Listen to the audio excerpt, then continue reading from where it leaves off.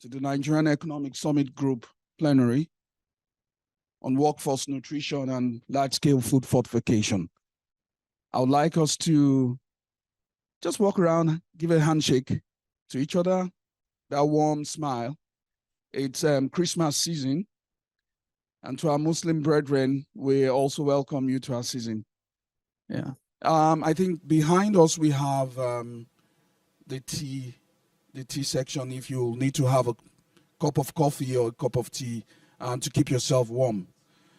Without further ado, I would like to start off and to provide for us a very brief background on why we're here this morning. Give us a very brief background why we're here this morning. Basically, we're all here. We are experts in nutrition and also in nutritional analysis in terms of food, fortifiers, and various food vehicles.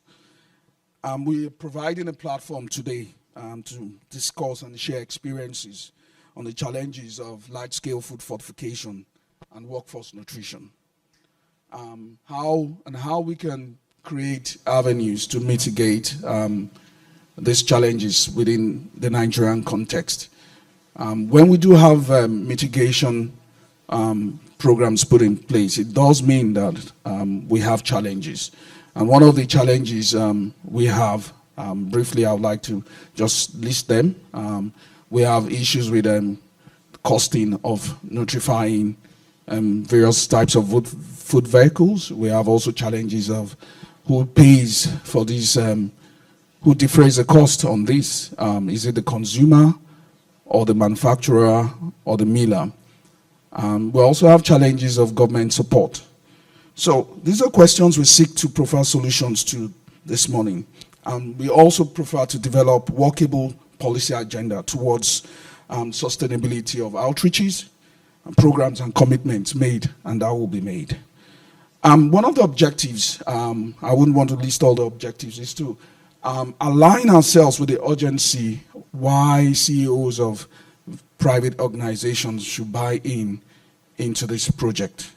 There's also the intent and the importance that we collaborate and identify various key obstacles that these various companies are facing currently. Either they are economic or whether it's coming from the social aspect or from governance.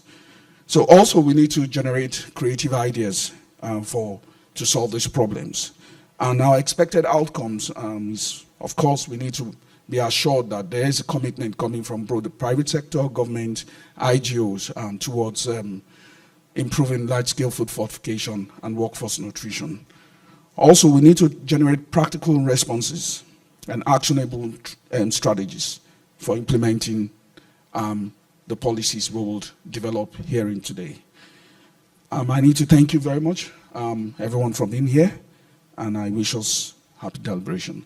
So without much further waiting, I would like to introduce to the podium and welcome to the podium here, Mr. Sadiq Usman, who is the Director of Group Strategy and Stakeholder Relationship, representing Mr. Omoboyede Olusonya, Chief Executive Officer, Flour Mills of Nigeria. Please, Mr. Sadiq Usman.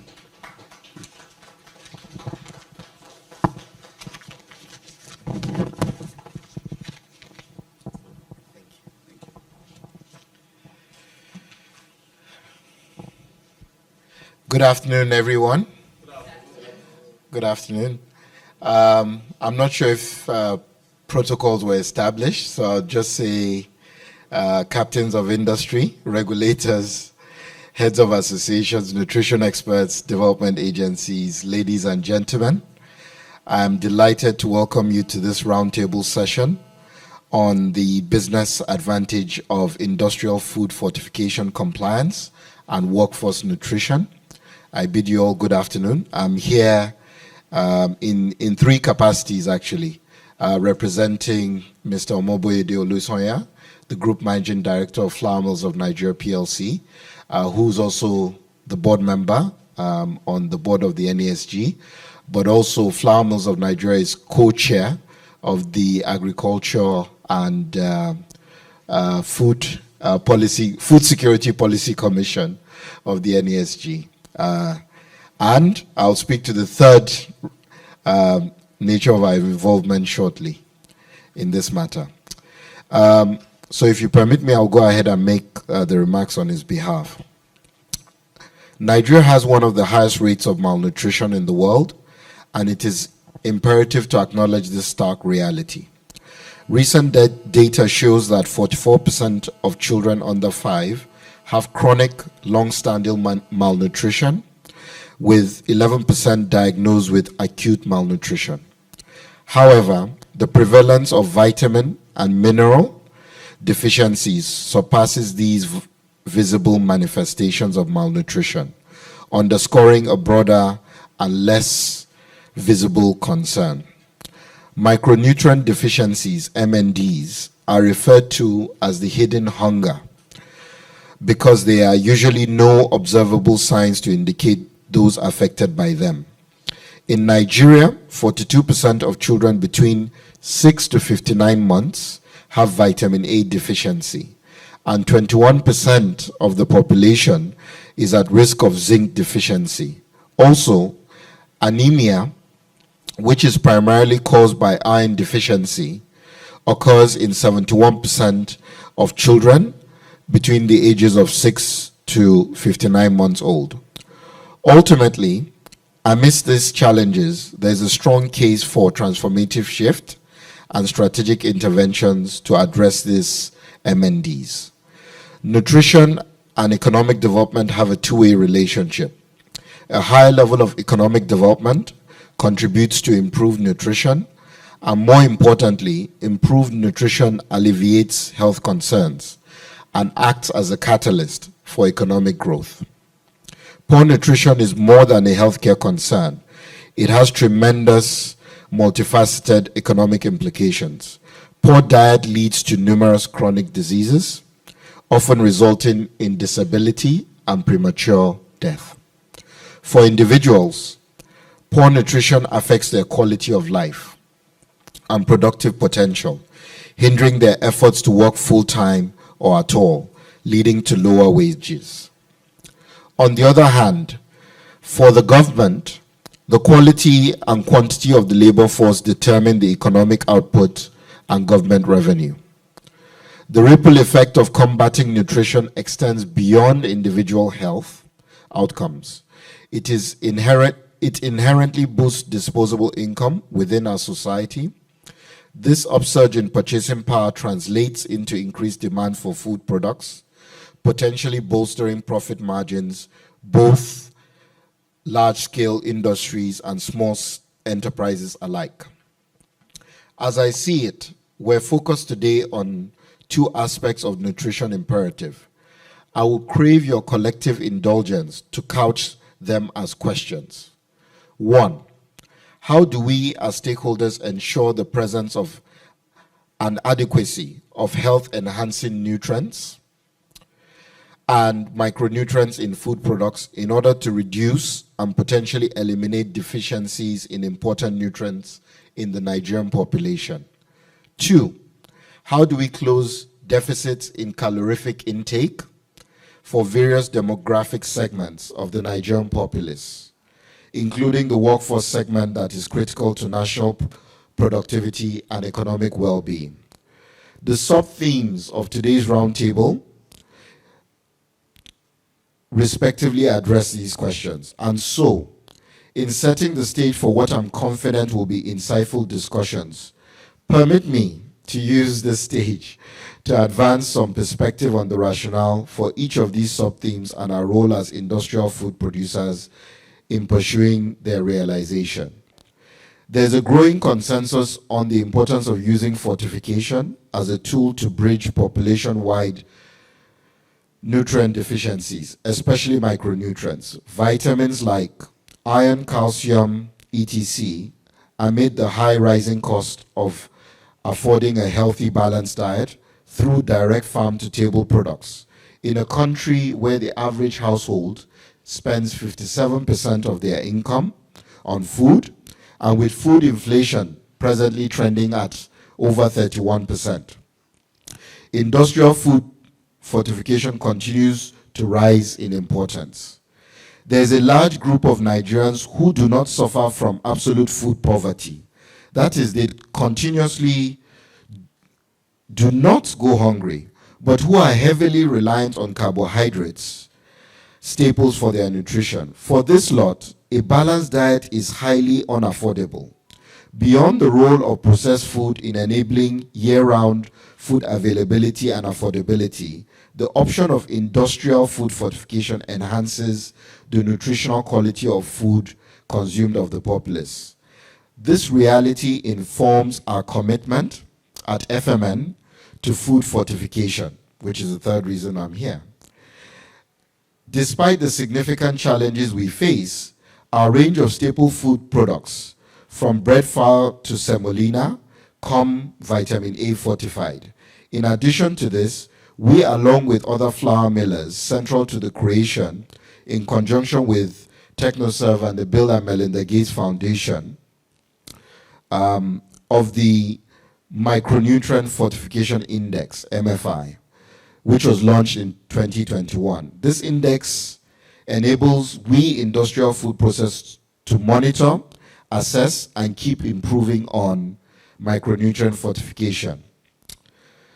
We must stress, however, that the goals of compliance function are likelier to be met under more favorable cost conditions that are currently endured. The sheer cost of fortification is a fundamental problem. The cost of procuring fortificants like vitamin A premixes remains elevated, in part due to tax and tariffs on imported as well as on fortification equipment.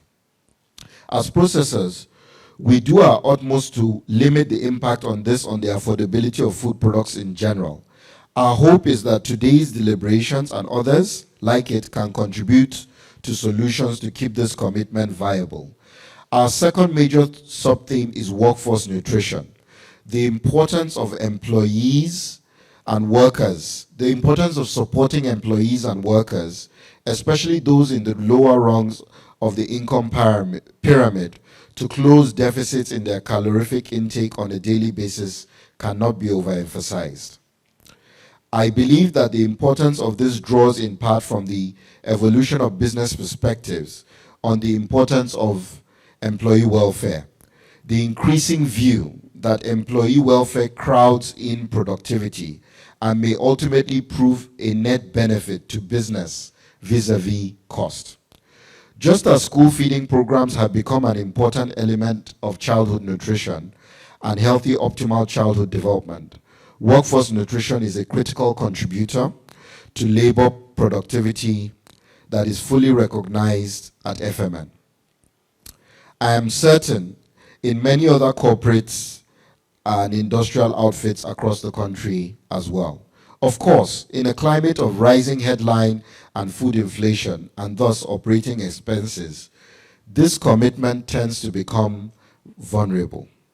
I'm looking forward to suggestions emerging from today's discourse on the ways in which we can continue to fulfill our tripod imperatives of availability, affordability, and nutritiousness in the sustenance of workforce nutrition as a solemn and beneficial commitment of the management of Nigerian businesses to their workers.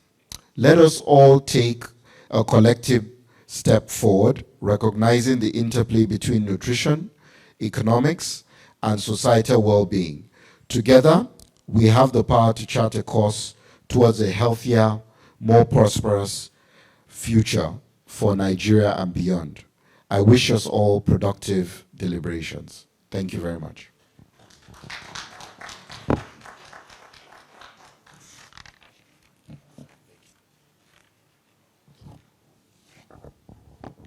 Thank you, Mr. Sadiq Usman, for the wonderful rendition from Flour Mills of Nigeria. I need to say technically before we proceed that taken from what he said, that there is a correlation between economic development and good nutrition. And also there is also a causal relationship between when people who eat well during early stages of growth and mental development. So the importance of our meeting this morning cannot be overemphasized. It's imperative that we design and implement the strategies for large-scale food fortification and also workforce nutrition. We do understand that organizations that encourage healthy living and healthy nutrition in the workplace, have direct benefits in terms of growth in their businesses, and also you also are bringing talent that are much more willing to build that business. So you attract better talent, and also there is a direct relationship with business output. I would like to recognize those who are online. We have not forgotten you. Everyone online, you're welcome also to the program. I'd like to recognize dignitaries present here and in the meeting. I'd like to recognize Senator Dr. Ibrahim Oloregbe, who will be moderating. Please rise for recognition. Thank you very much. Dr. Michael Ojo, Country Director, Global Alliance for Improved Nutrition. You're also welcome. Yeah. I'll also welcome Mr. Aziz Adewale from Boa Foods PLC. Okay, thank you. Mr. Adetola Adegoke, I'm sorry, Boa Foods PLC as well. You're welcome. Mr. Apim Aderonke, Mrs. Apim Aderonke from the Standards Organization of Nigeria. You're also welcome. Ms. Akowen Eloho, she's a consultant. You're also welcome. Yeah, thank you. Mr. Taufik Fashino, Ace Foods, you're welcome. Thank you. Of course, Mr. Sadiq Usman, who just gave us his speech now on behalf of the Chief Executive of Flour Mills. You're also welcome. African farmer, Mogaji. Sorry, did I mix up something? Okay, African. Okay, Mogaji. Who is the person here? Okay, just stepped out. Okay, he's also welcome. Rafiat Guat from TGI Group. You're welcome. Mr. Danjuma Musa from Dangote Salt. You're also welcome. Maman Mustafa, TGI Group. You're welcome. Julia Kieng from Daya, Coca-Cola. You're also welcome. And finally, and not the least, Blessing Okoro from TGI. You're also welcome. I'd like to also welcome again those online, Ms. Ayodele Tella, Dr. Oluwatoyin Oyekeno, Dr. Lupejo Fobi, and Mr. Ladipo Ayodeji, and several other people who are online. We welcome you to the program. The next agenda we have is the opening remarks. This will come from Dr. Michael Ojo, the Country Director of the Global Alliance for Improved Nutrition in Nigeria. Please kindly come to the podium, sir. Thank you.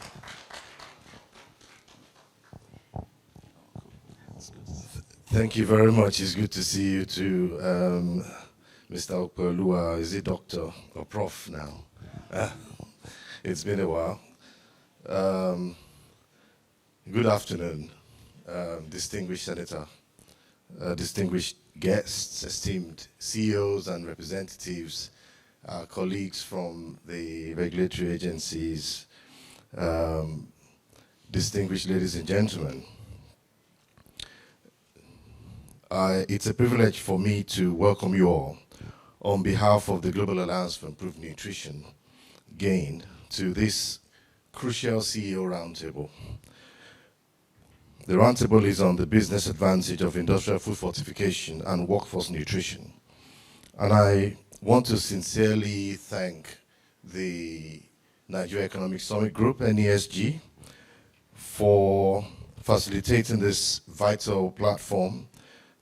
This has been ongoing for a little bit of time, and I really want to thank you for facilitating this platform where leaders of industry come together to outline practical action to address critical issues impacting our nation's nutrition and health, and by implication, our nation's economy and productivity. Malnutrition We have talked ad nauseum about this problem. Today, we still have a significant proportion of our children and population grappling with chronic malnutrition and with micronutrient deficiencies. Last week, I was in the steering committee of the National Food Consumption and Micronutrient Intake Survey, where we looked at the final report and we approved the report for submission to the ministers. And a key finding is that dietary micronutrient deficiency remains a major problem in spite of all of the efforts and the work that has been put in over these past few years. And it's even more serious now, especially for our women of reproductive age and pregnant and breastfeeding women. And when we talk about these statistics, we are tempted to look at them as just numbers or statistics, but they're not mere statistics. They represent the current experience of large numbers of our population and the future of our country, Nigeria. So changing this course from the current poor outcomes that we see hinges on all of our collective action and commitment as a group, particularly because of the role of business in this issue. And the issue that we have at hand is urgent. The roundtable for me, therefore, is more than just a meeting or a series of meetings. It is a call for action. It's an opportunity to forge a path towards a healthier, more prosperous Nigeria. We, and I say we as a collective, not gain, but I believe this is our collective aim. We aim through this platform to secure commitment, share knowledge and experiences, and collaboratively explore innovative solutions for industrial fortification and for workforce nutrition. As leaders in the food manufacturing sector, and I'm really pleased, I came in slightly late. I've been upstairs for well over an hour, but I didn't realize that we had started. So my apologies for that. I didn't know whether Mr. Sonny Usman was speaking for himself or speaking on behalf of the chief exec or the CEO of Flour Mills of Nigeria. But whichever way that is, the key thing is food businesses wield an enormous amount of power and influence over the health and well-being of millions of Nigerians. The economic rationale for embracing food fortification and workforce nutrition is already established, and it's compelling. And I'm really pleased to hear the business community actually owning this and saying, we know that this is important. We know that it works, which is why we invest in it. I think the question we now need to collectively ask ourselves is, what more do we need to do to see the translation of that investment into real health outcomes for our people? For those of you who employ labor, you already know that a healthy workforce is a productive workforce. Investing in the fortification, industrial fortification, and supporting those workforce nutrition initiatives is not just an investment in health, but it's a strategic investment in our economic future. The Workforce Nutrition Scorecard, an initiative by GAIN and the Workforce Nutrition Alliance, underscores the importance of nutrition in the workplace. By addressing malnutrition through initiatives like healthy food availability, nutrition education, providing support for breastfeeding mothers, we can significantly improve the productivity and well-being of our workforce. The global working population spends a third of their adult lives at work, and improving access to nutritious meals can profoundly impact their health and well-being. Evidence suggests that improving workers' access to nutritious meals impacts individual level outcomes, things like their job satisfaction, reduced sick days, increased productivity for themselves, making them more able to earn more and improve their livelihoods. But also business level productivity outcomes, such as reduced absenteeism, enhanced productivity which is where the business sits. It's the bottom line that we're looking at. Therefore, workforce nutrition requires deliberate efforts from all stakeholders to address the fundamental aspects of nutrition amongst employees.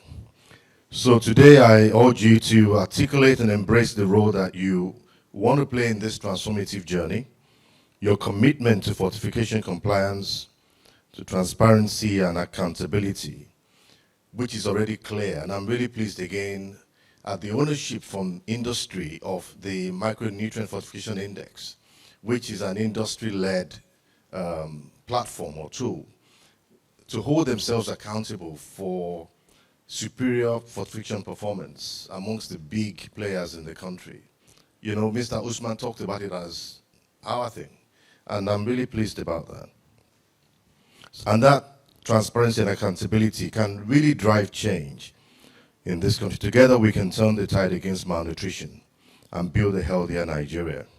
So as we discuss through the next couple of hours, let us keep the vision of a nourished and thriving Nigeria at the forefront of our minds. A nation where every child can grow to their full potential, where our workforce is robust and healthy, and our businesses flourish due to our commitment to nutrition and well-being. So on this note, I again just want to thank you for your presence. I want to thank you in advance for the contributions you're going to make. I want to thank all of us for the commitment that we all have and we're putting towards this vital cause.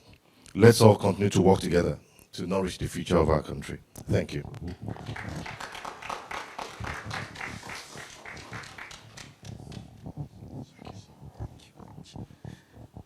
Thank you, Dr. Ojo. That was quite succinct. The importance of nutrition, again, I would say, cannot be overemphasized. I would like to also recognize in our midst Ms. Gloria Ekpo, who is the facilitator, Agricultural and Food Security Policy Commission of the Nigerian Economic Summit Group. I'd like to recognize you. You're welcome. Also joining us from the United States Consulate is Mr. Joshua Eba, who is the country representative of West African region of United States Trade and Development Agency. You're welcome, Mr. Joshua Eba. Thank you. Also, I would like to welcome anyone coming in. I'm yet to get your name. Once I get your name, I'll recognize you. Next on our agenda, we have goodwill messages. And we have good messages coming from Mr. Awal Ibrahim Musa from CISLAC. I guess he's online. Is he online? Is he ready? Yes.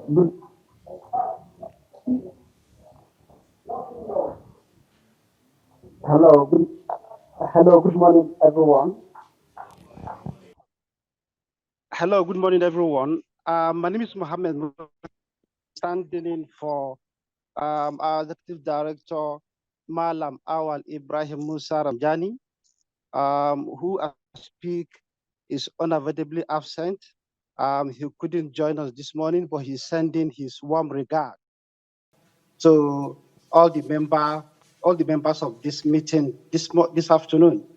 As a member of the third-party advocacy campaign group, we CISLAC, we are delighted for Nigeria Economic Summit Group for hosting this very important discussion forum with the large-scale food producers in the country. We are delighted to be part of this gathering today as a member of the third-party advocacy campaign group on food fortification in Nigeria.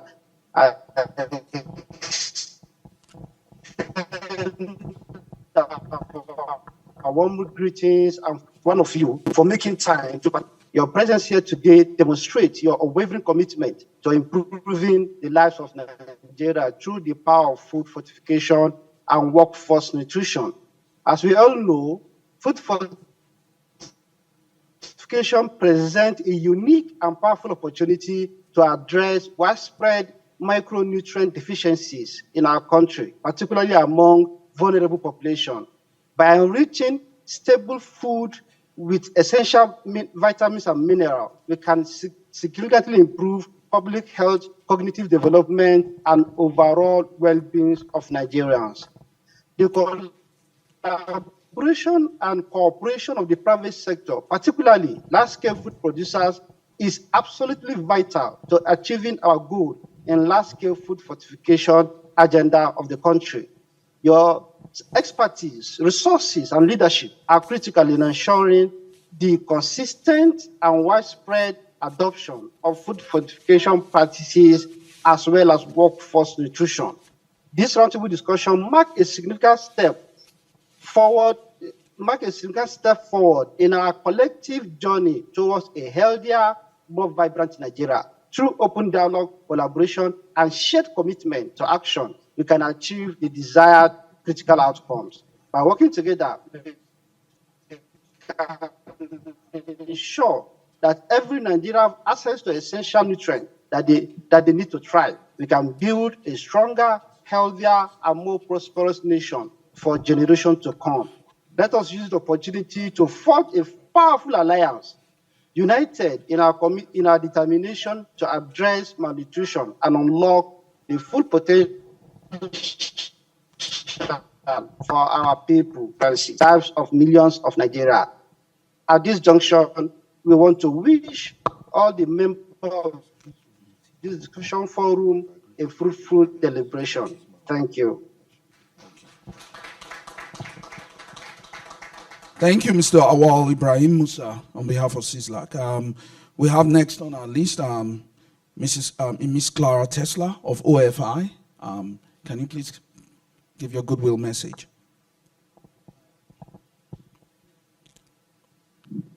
Is she online? Hi, yes, thank you very much. I'll cut my camera. I actually prepared a bit of a PowerPoint presentation. I was asked to share a bit about what we're doing as part of our goodwill message. So if we just have, I don't think I'll take very long. Please do let me know if I'm going over time, okay?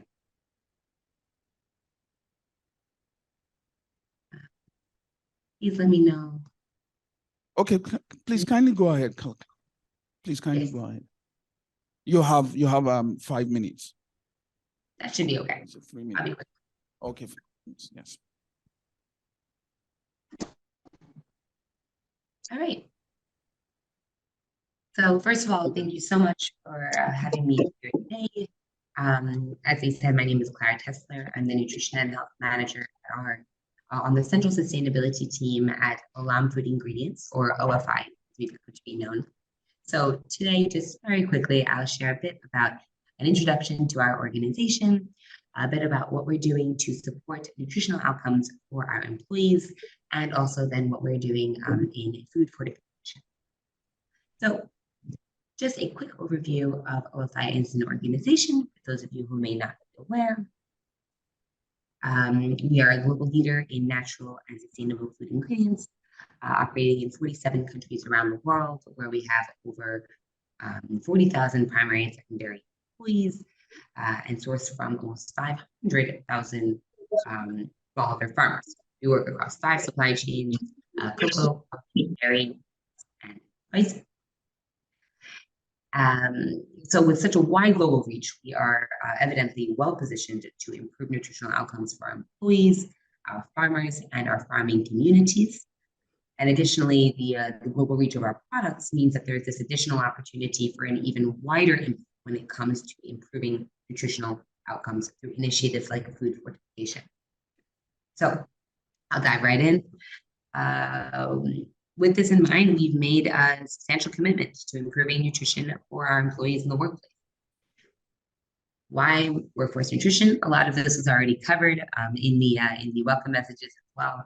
But just very quickly, workforce nutrition programs are key to helping us to fulfill our purpose to be the change for good food and health future.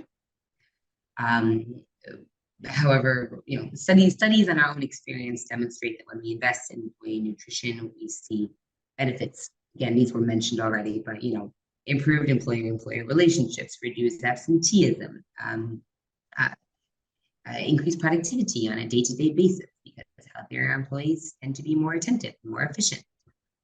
The list really goes on and on. I won't go too far, but for this reason and many more, We as an organization have committed to a global target that by 2030, 100% of our workforce, of our primary workforce, will have access to nutrition support. And I will just add here that the reason for which we have identified that we have committed to primary workforce rather than the entire workforce is solely because our secondary workforce tends to fluctuate quite a bit throughout the year due to the nature of our business, and we want to be able to report in a robust manner.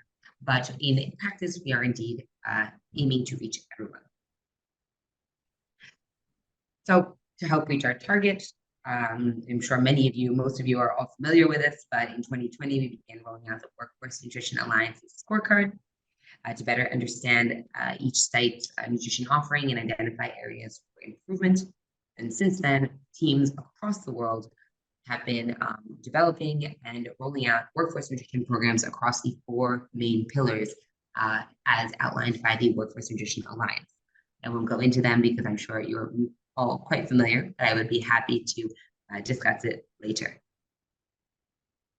So the pillars on which our various teams focus and the robustness of the different actions vary from worksite to worksite. As you can see, we've made some substantial inroads. We've rolled out the Workforce Nutrition Scorecard at over 190 sites globally.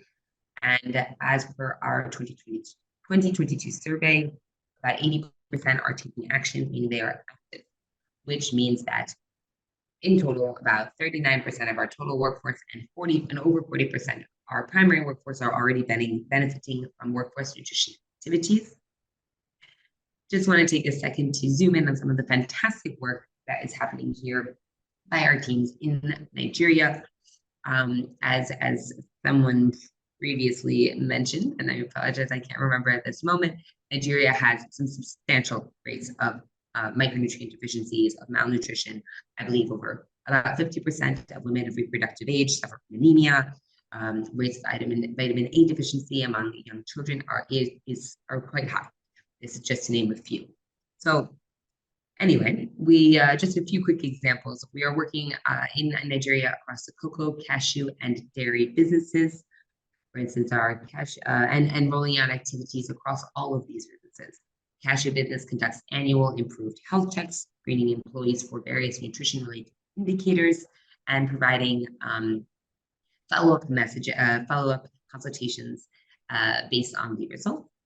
All 3 of our businesses are encouraging eating and healthy habits by sensitizing and conducting a weekly Fruity Friday event, as it has come to be known, during which they offer healthy fresh fruit and sometimes other healthy snacks to over 1,500 employees across our 5 major work sites in the country. And all 3 businesses are also supporting women, pregnant and lactating women in the workplace, having established nurseries and with breastfeeding spaces at the Ilorin Cashew Factory and at our Lagos headquarters, allowing mothers who wish to continue breastfeeding when they come back to work the option to do so. And I'll add that these are just 3 examples. Our teams are doing many, many more activities that it would take far too long to provide an exhaustive list. Clara, I think round up now because of time. Yeah, okay. Of course, Yeah. I do apologize. I just had a final slide on industrial food fortification. I apologize for that. I thought I would have a little more time, but essentially we are leveraging food fortification to address micronutrient deficiencies globally, specifically with our dairy business, where at our manufacturing facility in Malaysia, we are fortifying dairy products with various vitamins. In 2022, we manufactured and distributed just over 1 million servings of micronutrient fortified milk products and are aiming to reach 3.6 billion annually by 2030. If you'd be interested in taking a look at our dairy business sustainability pathway, or program, please do look up Dairy Track.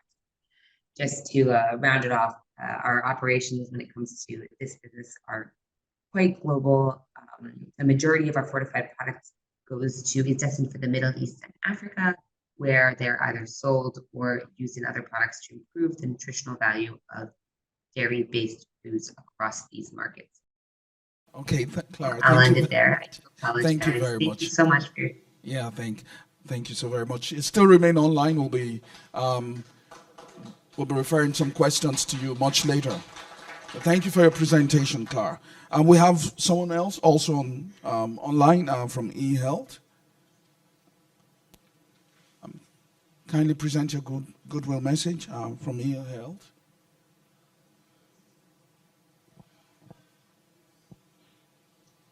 Okay, while waiting, I would like to recognize the presence of Mrs. Frances Adedoja. She's a non-executive director of finance and investments of Niger Doc, Nigeria. You're welcome, Mrs. Adedoja. I also like to recognize the presence of Channels Television here, who's covering this program on our behalf. You're welcome, Channels. Yeah. Okay, without much ado, I'd like to go to the next item on the agenda. I'll be bringing on up here to the podium. Okay, is this still? No more goodwill messages. eHealth. Okay. Okay, Ms. Gloria Ekpo, facilitating the Agriculture and Food Security Policy Commission of the NESG, will be discussing with us this morning an overview of the project, which also includes a short video on advocacy on large-scale food fortification and workforce nutrition. Ms. Gloria Ekpo, welcome to the podium. Please give her a round of applause. Yeah. Thank you, sir. Thank you. Good afternoon, everyone. Thank you for coming and honoring our invitation. We're very grateful. But before I start, I'd like to hear Toju speak. Toju is one of our partners. I think he's ready for us now. Toju, are you ready now?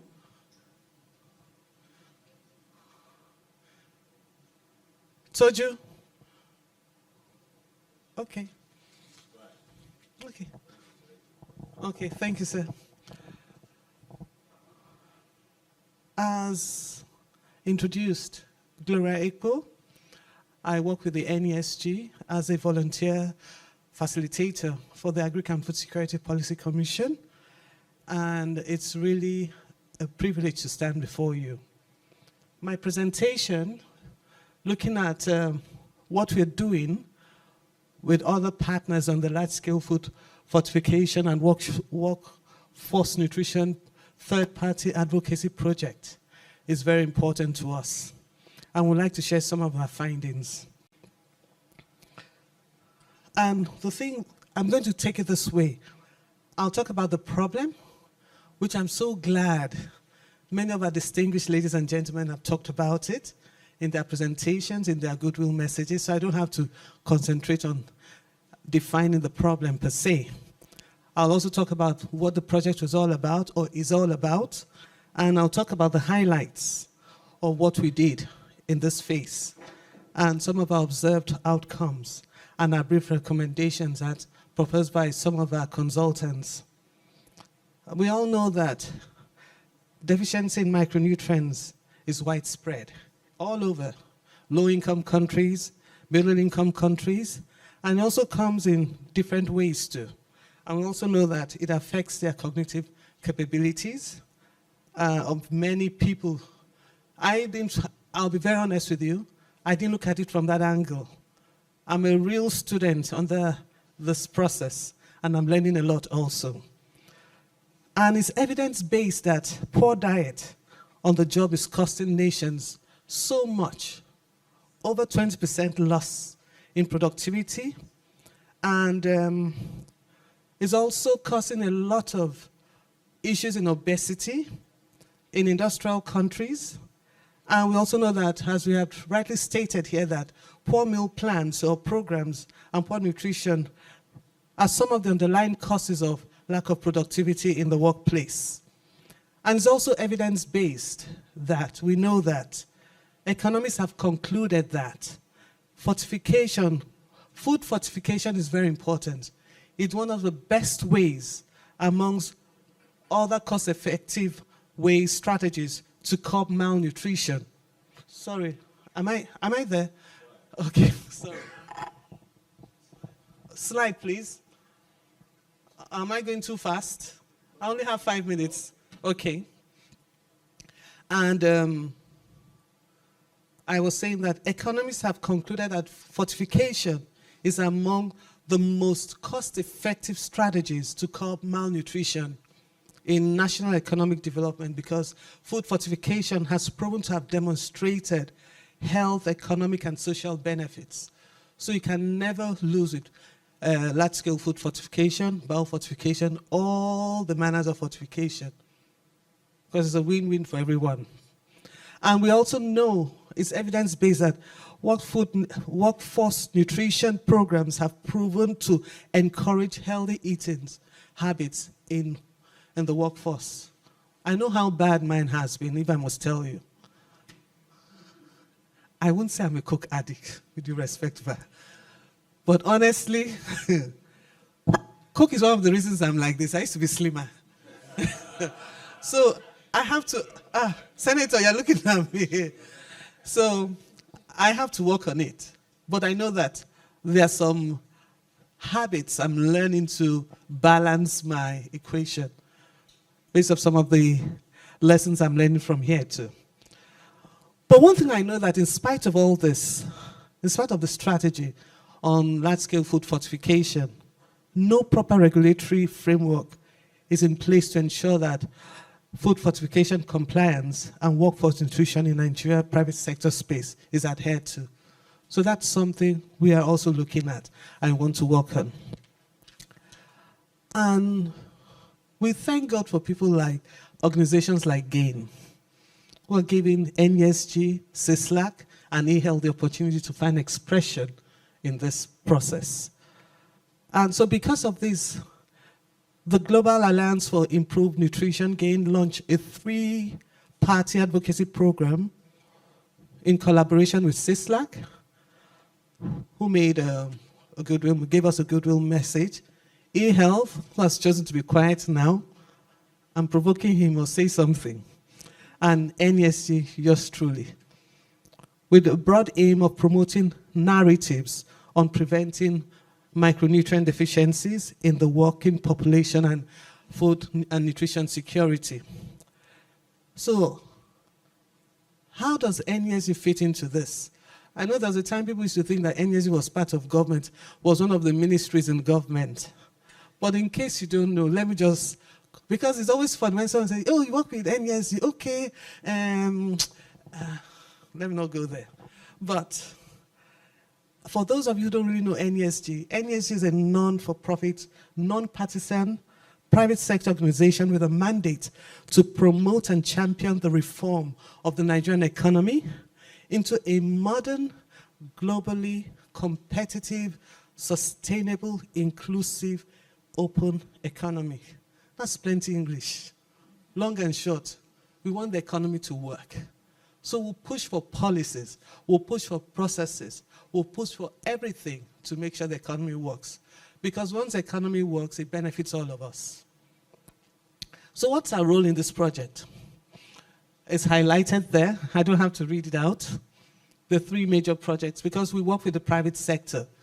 So we're expected to reach out to the private sector players to create awareness and generate a strategic visibility on this laudable strategy, and to engage critical stakeholders who understand and engage around key elements around this strategy. And honestly, I feel so privileged to meet some of you. I've heard of many of you, and I thank you for coming here. And I'm sure we'll have more engagement in future, because we have to take this forward. And thirdly, one of the last things I'll do is to ensure that I can solicit early input, your cooperation, collaboration, not just in compliance, continuous compliance, to also encourage others to comply, and also encourage others to promote workforce nutrition. Because when we have a healthy workforce, you know that we have nothing but the best. So how have we been doing this? We've had joint media training with CISLAC. We also had one by ourselves with media we work with, because they're all in the business environment. We've had podcasts. Okay, strategic partnership, let me work with this. Strategic partnerships with traditional agricultural food sector platforms. We've also done things on, we've had search engines. Next slide, please. We also, okay, highlights. Search engine marketing and research engine optimization, where we did a lot of naming and faming food fortification compliant producers to amplify reports on large-scale food fortification, events, interviews, projects, champions, like our honorable senator here with us, video coverages to targeted audience. We also had about 18, I think it was 18, yes, 18 podcasts with experts and champions. And these podcasts are translated and syndicated on traditional radios. We had webinars too. We had 3 webinars to be exact. And we had advocacy visits to manufacturing organizations with the objective of celebrating some organizations who are for being compliant and fostering and promoting healthy lifestyle.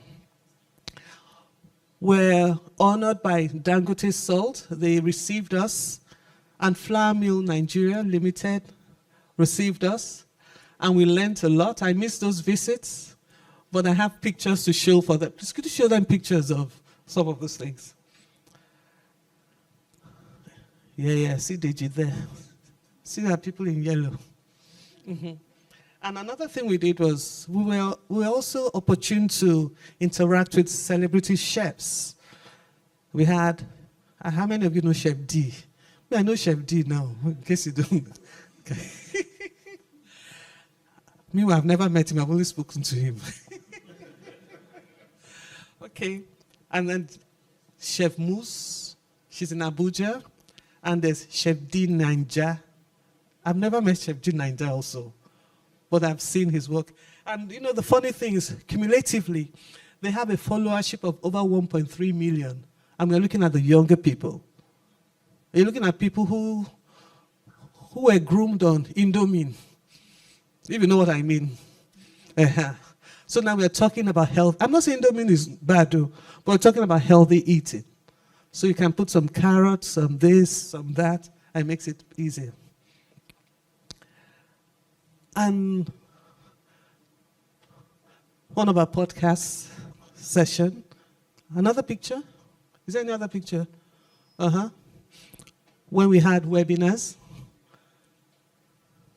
Do you have any other picture? Next slide. Next slide. No, before we go there. So the next thing for us right now is what we're having right now, the CEO Roundtable, which we see as a medium to distill information on large-scale food fortification and the importance of workforce nutrition.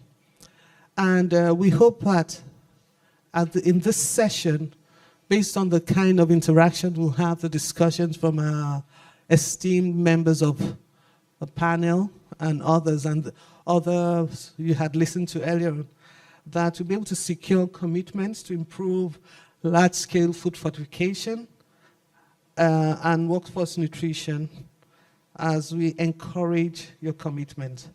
So some of the recommendations we got from our distinct consultants, because I don't know. I didn't even know that Gary was vitamin A. I only learned that 2 days ago. Okay. One of our recommendations is to incorporate the use of nutrient-dense food products. That is food filled with a lot of nutrients. And to continue to use fortified food products along with food products that are rich in vitamins and minerals. Nutrient-rich food products to enhance nutritional content of food and contribute to addressing malnutrition issues. I think there was a video that's coming on that I think I watched Chef Moose talk about some of the different food products you can use to have a healthy meal. And to professional nutrition education is very key, and that's one that I think we have to do because many of us, whether we call ourselves educated, we don't even know what it looks like to have a balanced diet. One of the things I realized about balanced diets was in Uganda, when they tell me the more colorful your plate is, the healthier the meal is. So each time I want to eat, I look for color. So that when I see so many colors, I say, okay, I'm healthy. I'm eating healthy. Third recommendation, I think I had 3. Oh, okay. Thank you. Nutrition awareness campaigns are very important, so it means we won't stop here. Before we go, I must get a signed T-shirt from everybody, or I'll take your thumbprint, where you're going to commit to continue to work on this, because honestly, if you know what's happening outside of where we are, when you go up north, when you go to IDP camps, you go to other places, you see how bad it really is. And it's something we don't want to happen for us. Because when our children are healthy, you know what that means. Thank you very much.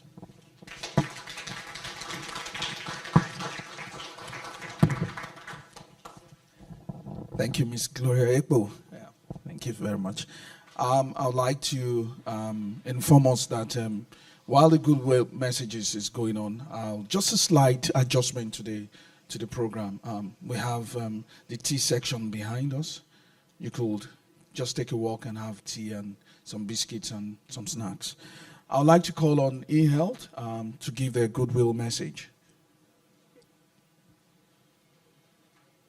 eHealth, please. Kindly, your time limit is 3 minutes.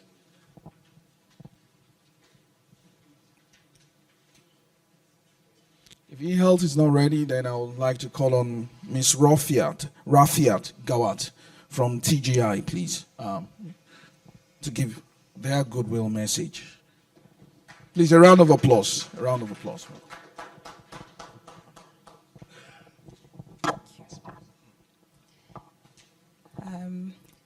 Good afternoon, everybody, and the protocols have already been established, so thank you to all the people that spoke before me. The advantage of speaking after Ms. Epo is that I don't have to say too much about the problem. I don't have to say too much about some of the solutions, but I'll introduce TGI Group first, and then I'll say what we have to say on the topic of the day. TGI Group is the parent company of many food companies. A lot of people would know Wakot Rice, Chief Farms, Chief Pharmaceuticals, amongst others. I would first say that the topic about industrial food fortification and workforce nutrition, there are 2 very big topics that if we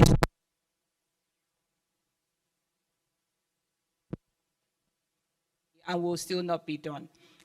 So on food fortification, I'm very happy and proud to be able to talk about it because at Wakot Rice, we pioneered rice fortification in Nigeria, and we've launched with Kebbi State government last month.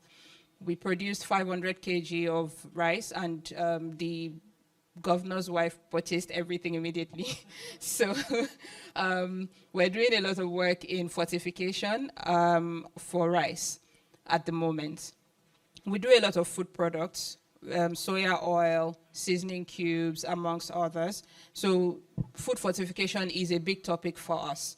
However, I'd want to say that for big producers, it's easy to see the advantage, but what I would want to see here would be a lot of talk should be done on establishing and making it clear the business case for food fortification.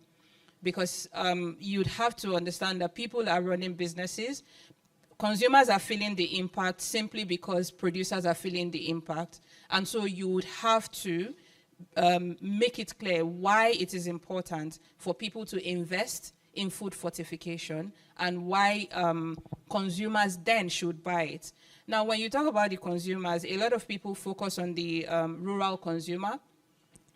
So, which is why you would see that when we talk about malnutrition and things like that, we're talking about, the IDP camps, where there's a lot of poverty and stuff. But In recent times, for people who are very active on social media, you would see that there's a lot of conversations that are going on around health issues, especially amongst younger women.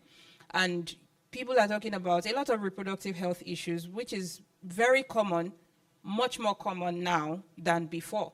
And you would find that a lot of things that affect those things is around nutrition. So again, we should not target the advocacy just at the rural consumer. Let's look at the urban consumer, because I think that our education and our access to information blinds us, and we think we know when we don't. So on the workforce nutrition, again, the business case, very essential to establish, because we would always try to look at, there's a knowledge gap, right? You just can't tell me, oh, a healthier workforce. As an employer knows that, oh, a healthier workforce. Okay, we'll do the medicals when they're resuming and all. And that's that. We'll give them HMO, we'll do this, we'll do that. You know, everybody does the basic things. But could this person, Rafiat, could I be healthier in this place? If I'm healthier, how much more productive can I be? You know, so it would need to go a bit more granular than the basics for, again, employers to be able to invest in workforce nutrition. Again, at TGI, we're doing quite a lot in that regard as well. So it's something that I'm once again proud of. At the head office, just recently, we've set up the creche, because we're having a lot more women of childbearing age being employed. And that's been an interesting development for us as well. So I just want to say that the business case, so that people will see why they need to do this. This is very good, but we need to take it beyond letting them think that this is just a responsibility because they're a corporate citizen. They need to see the business case so that it will be done. Thank you very much.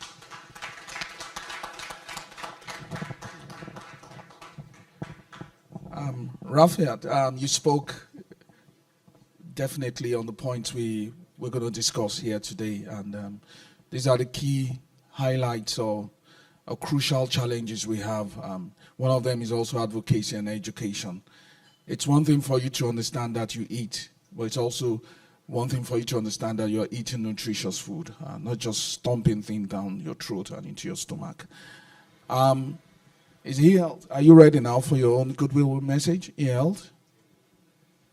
If you're not ready, we have a video that supports Miss Gloria's presentation. That video could not run immediately she left here, so we'll just have to run it now. Can we have the video now, please?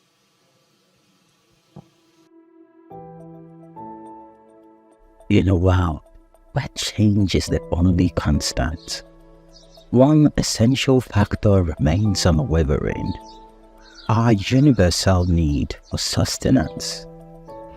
In a fast-paced world where productivity is paramount, one vital aspect often overlooked is the well-being of the workforce. Welcome to a transformational journey that explores the intersection of nutrition and economic prosperity in Nigeria. We've all heard that you are what you eat. In the corporate world, it couldn't be more true. Today, the Nigerian Economic Summit Group introduces you to the concept of food fortification and its transformative role in enhancing workplace nutrition. Food fortification is the practice of adding essential micronutrients. When I say micronutrients, I mean minerals and vitamins that are needed in small quantity, but then they are very important. So deliberate addition of these micronutrients into our common foods, ingredients and condiments to enhance their nutritional value. That is food fortification. Food fortification isn't about enriching food. It's about enriching the lives of the employees that drive our economies. focusing on the pivotal role played by employers, policymakers, and individuals in ensuring a healthy, well-nourished workforce.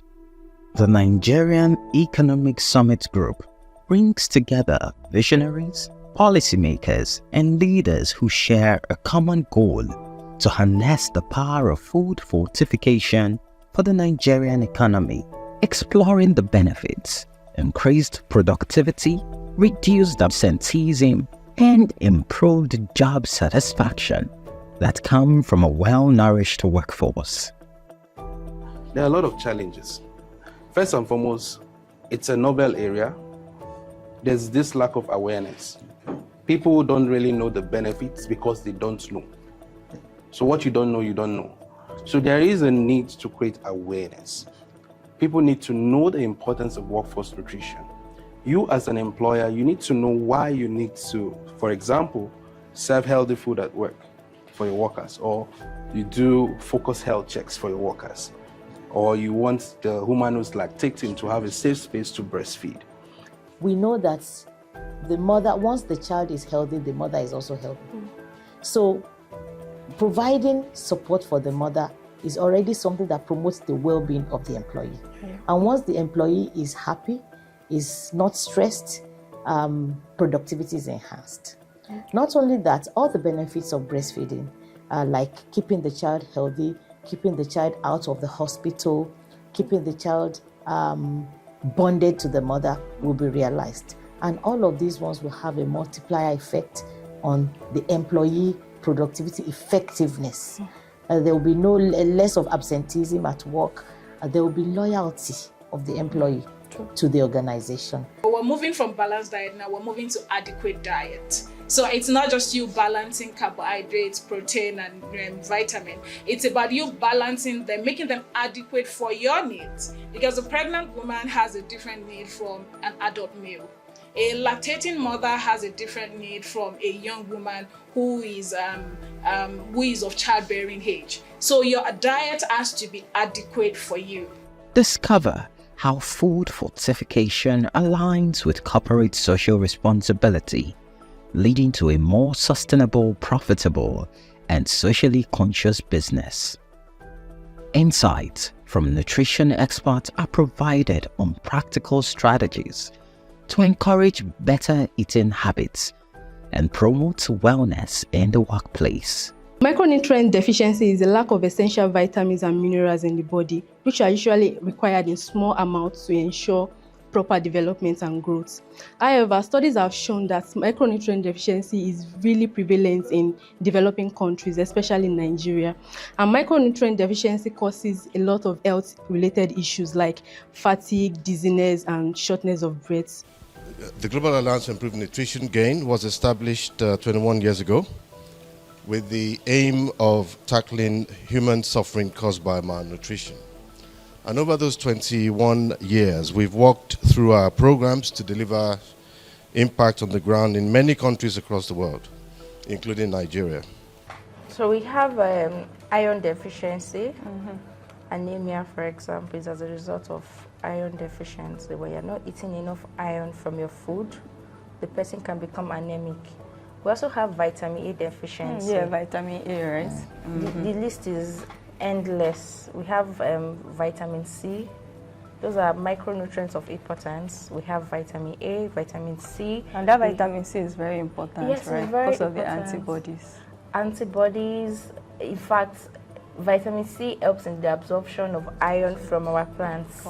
So we have different types of fortification. For example, we have the biofortification, and that is what is responsible for the orange-fleshed potatoes. As you can see, it is fortified with vitamin A. Do you think fortified foods are expensive in Nigeria? No, because the cost of fortified food in Nigeria are in line with the average cost of fortified food globally. So don't get scared whenever you see this in the market.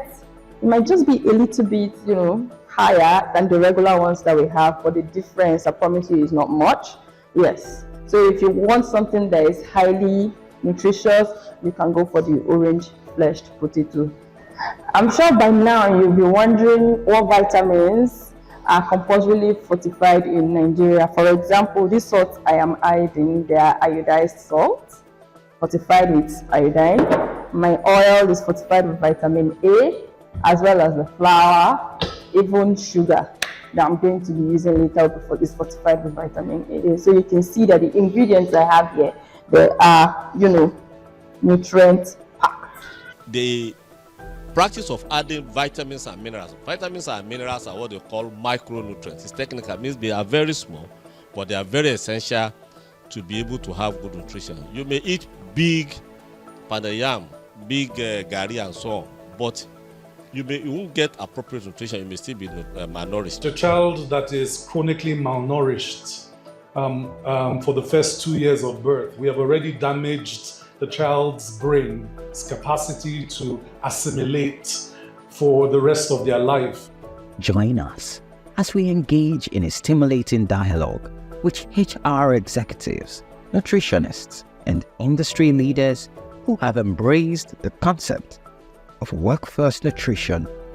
Together, we will pave the way for a future where workforce nutrition becomes an integral part of corporate culture and economic growth.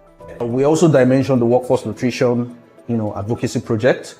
I believe at the end of the day, people, most especially CEOs of organizations and employees, would be able to learn and know the importance of food fortification, and the overall goal of reducing malnutrition in Nigeria would be achieved. Join us at the Nigerian Economic Summit Group, where we pave the way for a stronger, healthier, and more economically vibrant Nigeria.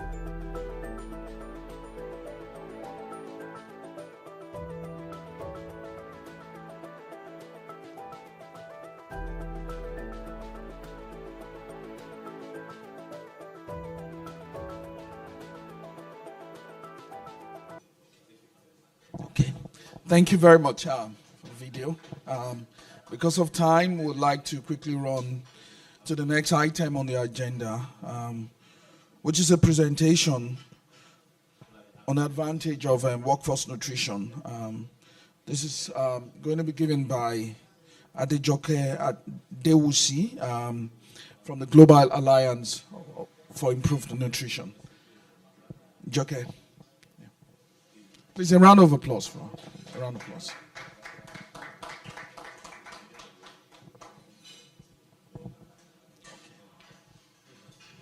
So, how many minutes do you want? 5 minutes? 15. 15? Yes. 15 minutes? Yeah. Are you sure 15 minutes won't be too much?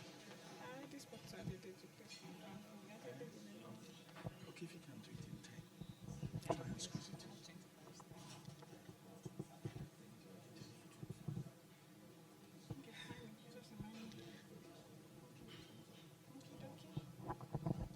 Good afternoon, everyone. I know our mouths are moving, but good afternoon. Permit me to stand on existing protocol, and I also like to start on this note because I can see that the importance of nutrition is already coming out. People are having a working tea break, and it's important that you know that what you eat even affects your concentration. So I don't have to talk too much about the importance of eating well. So as you're eating, please, with one side of the audience, just listen to me also as I share the business advantage of workforce nutrition in the organization. Rafiat really hit the nail on the head when she said, let's present the business case. It's not just a responsibility. And I liked how you set the tone for that, because it's not just for us to say it's your responsibility. We should present how it affects your profits, how it contributes to productivity, how it contributes to the economy. And that's what I'm going to be doing throughout the slide. So I'm still waiting for the people at the back who are having their working tea. Okay, straight into it. Can I have the next slide, please? Okay, so I know we have mentioned a lot of importance of workforce nutrition, and I would like to start on this note that we asked employers what worries them the most about human resources. And these are some of the things that came up. Absenteeism, people missing work, sick days, staff retention rates, people leaving the workplace, going to another organization, staff, they're not productive. Work satisfaction, are people satisfied with their jobs? Do they have the morale? And also work capacity. So what if I told you that we have a concept that can contribute to solving some of this in your organization? Also remember that we are very intentional about cost-effective strategies. So we're not asking you to bring a lot of money because, yes, we want you to do workforce nutrition. A lot of strategies in workforce nutrition is bent on your intentionality as an organization. We just want you to be aware. So you don't even have to go so far to implement workforce nutrition. There are existing things in your organization that you can leverage on. You can optimize within your organization. You don't have to break the bank. And I'll be giving us practical examples of how we can implement workforce nutrition in our organization. So workforce nutrition has been shown to positively impact all of this on the slide. If you talk about higher worker satisfaction,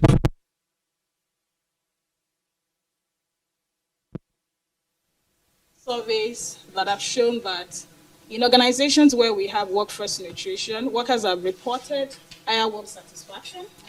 They have recorded improved staff morale. I can speak for my organization. So we have a day in Gain where we give people nutritious food just to get, because we're transitioning between work from home and come to office. You see, the day we give food in that office, the number of people you've not seen before at work, if before you see 3 people at work, you suddenly see 25 people at work. People are excited to come to work. And it's not because they don't have food at home, but it just has something to do with morale. In fact, you hear some people say, what are we eating this week? Oh, let us know ahead. That's some of what food can do. That's what some elements of workforce nutrition can do. So we've had evidence say that people have increased focus and reduced accidents, especially in factories. So we know that breakfast consumption even affects your focus. And that's why I said I like that we're all eating, because if you notice, if you observe yourself, for those that are doing intermittent fasting and all of that, if you don't eat your breakfast, by the time it's 11 and 12, you're cranky. You are tired. You're probably not concentrating like you were early in the morning. And that's how much impact your food can have on you. And you just see that some people will say, when I'm hungry, I'm angry. I can't even talk straight. I'm not seeing you right now until I eat. There's a colleague in my office, every time we give him a lot of work, he say, please let me just eat first. I can't see you right now. So that's how important eating well can contribute to how your workers even work at work. So we've seen workers have reported increased focus, reduced accident, improved health and nutrition status, and also reduced absenteeism, higher work capacity and productivity. Absenteeism, because nutrition is largely preventive than curative. If you eat well, if you have a good diet, best believe that most likely your immunity is strong. You fall sick less, especially when we're talking about vitamin A deficiency. Vitamin A is key to immunity. If you're strong on vitamin A, you have a lot of vitamin A in your diet, your immunity is improved, you fall sick less. So if nutrition is this preventive and we can prevent our workers from falling sick with good nutrition, it has a lot of benefits even for the organization. Next slide, please. So next, just click on it again. So the morale for workforce nutrition. Next, just click on it again. 1 in 3 people are malnourished. So if I count 3 people here, one of us is malnourished. And when I say malnutrition, it's not just undernutrition that we are all used to. This is global. Globally, if you count 3 people, one of us is malnourished. So it's not just undernutrition, because I know when we say malnutrition, a lot of people think of the emaciated children that are very skinny. That's not just malnutrition. There's undernutrition, there's overnutrition, and there's eating hunger. So undernutrition is the one that is popular: emaciated, skinny. Overnutrition, obesity, overweight, that's malnutrition. If you're too big for your height, if you are obese, you're malnourished. Because that has been implicated in leading to non-communicable disease, nutrition-related non-communicable disease. One of my professors would say obesity is the first step in the wrong direction. The moment you go in that line, other NCDs will follow. So when we say malnutrition, it's not just undernutrition, there's overnutrition, and there's eating hunger also. That you are here sitting looking at me is because some essential micronutrients in your body, they are working. If you do not have some essential micronutrients in your body, it could affect something even as serious as your eyesight. Vitamin A is implicated in it. You might not even see clearly. They are required in small amounts, but they are important for your body processes. If you're suffering from eating hunger, which is micronutrient deficiency, your hair could start falling, you could have a pale skin, your eyesight might not work well. Like, there are very important body processes that eating hunger can contribute to. So I just wanted to emphasize that when we say 1 in 3 people are malnourished, those are the 3 types of malnutrition that could happen to anybody. And we found out that most people spend 1/3 of their time at work. So we have 24 hours. People spend 8 hours at work. That is a good avenue to target people with nutrition, seeing that people spend 1/3 of their time at work. So if you are in your organization where you have access to healthy food, at least you know 1 meal is covered out of your 3 meals. If peradventure there's also nutrition education at that workplace, it doesn't have to be something serious. It could be simple as posters, reminding people to eat fruits and vegetables, reminding people to eat diverse diets. You go to work every day, you see it. There's a place in your kitchen where you keep seeing that. It registers in your brain. Also, breastfeeding support. I'll be talking about all of these pillars, but just to mention why we are targeting people, workers at the workplace with workforce nutrition, because it presents a good avenue for us to reach a large number of people. And for industry leaders here, and where you have a workplace that has over 10,000 workers, imagine if you work in your workplace and we're able to reach 10,000 people through your organization. That's a huge number in the global numbers we're trying to solve the malnutrition problem with. So that is one of the rationale for workforce nutrition, why we're targeting people at the workforce level. Also, we're targeting people at the workforce level because at some point people said nutrition is so focused on mothers and on the 5. So when you see an average nutrition project, it's just mothers, children. But workforce targets everybody, adult male, adult female. So both men and women who work at work, we can target the entire adult population with workforce nutrition. So there are 4 pillars of workforce nutrition. So if you tell me today, Adejoke, I'm doing workforce nutrition in my organization, you have to practice across these 4 pillars. If not all, some of them, at least 3 of them. So I know we get that a lot. We're doing it already. No, we would interrogate what you're doing across these 4 pillars.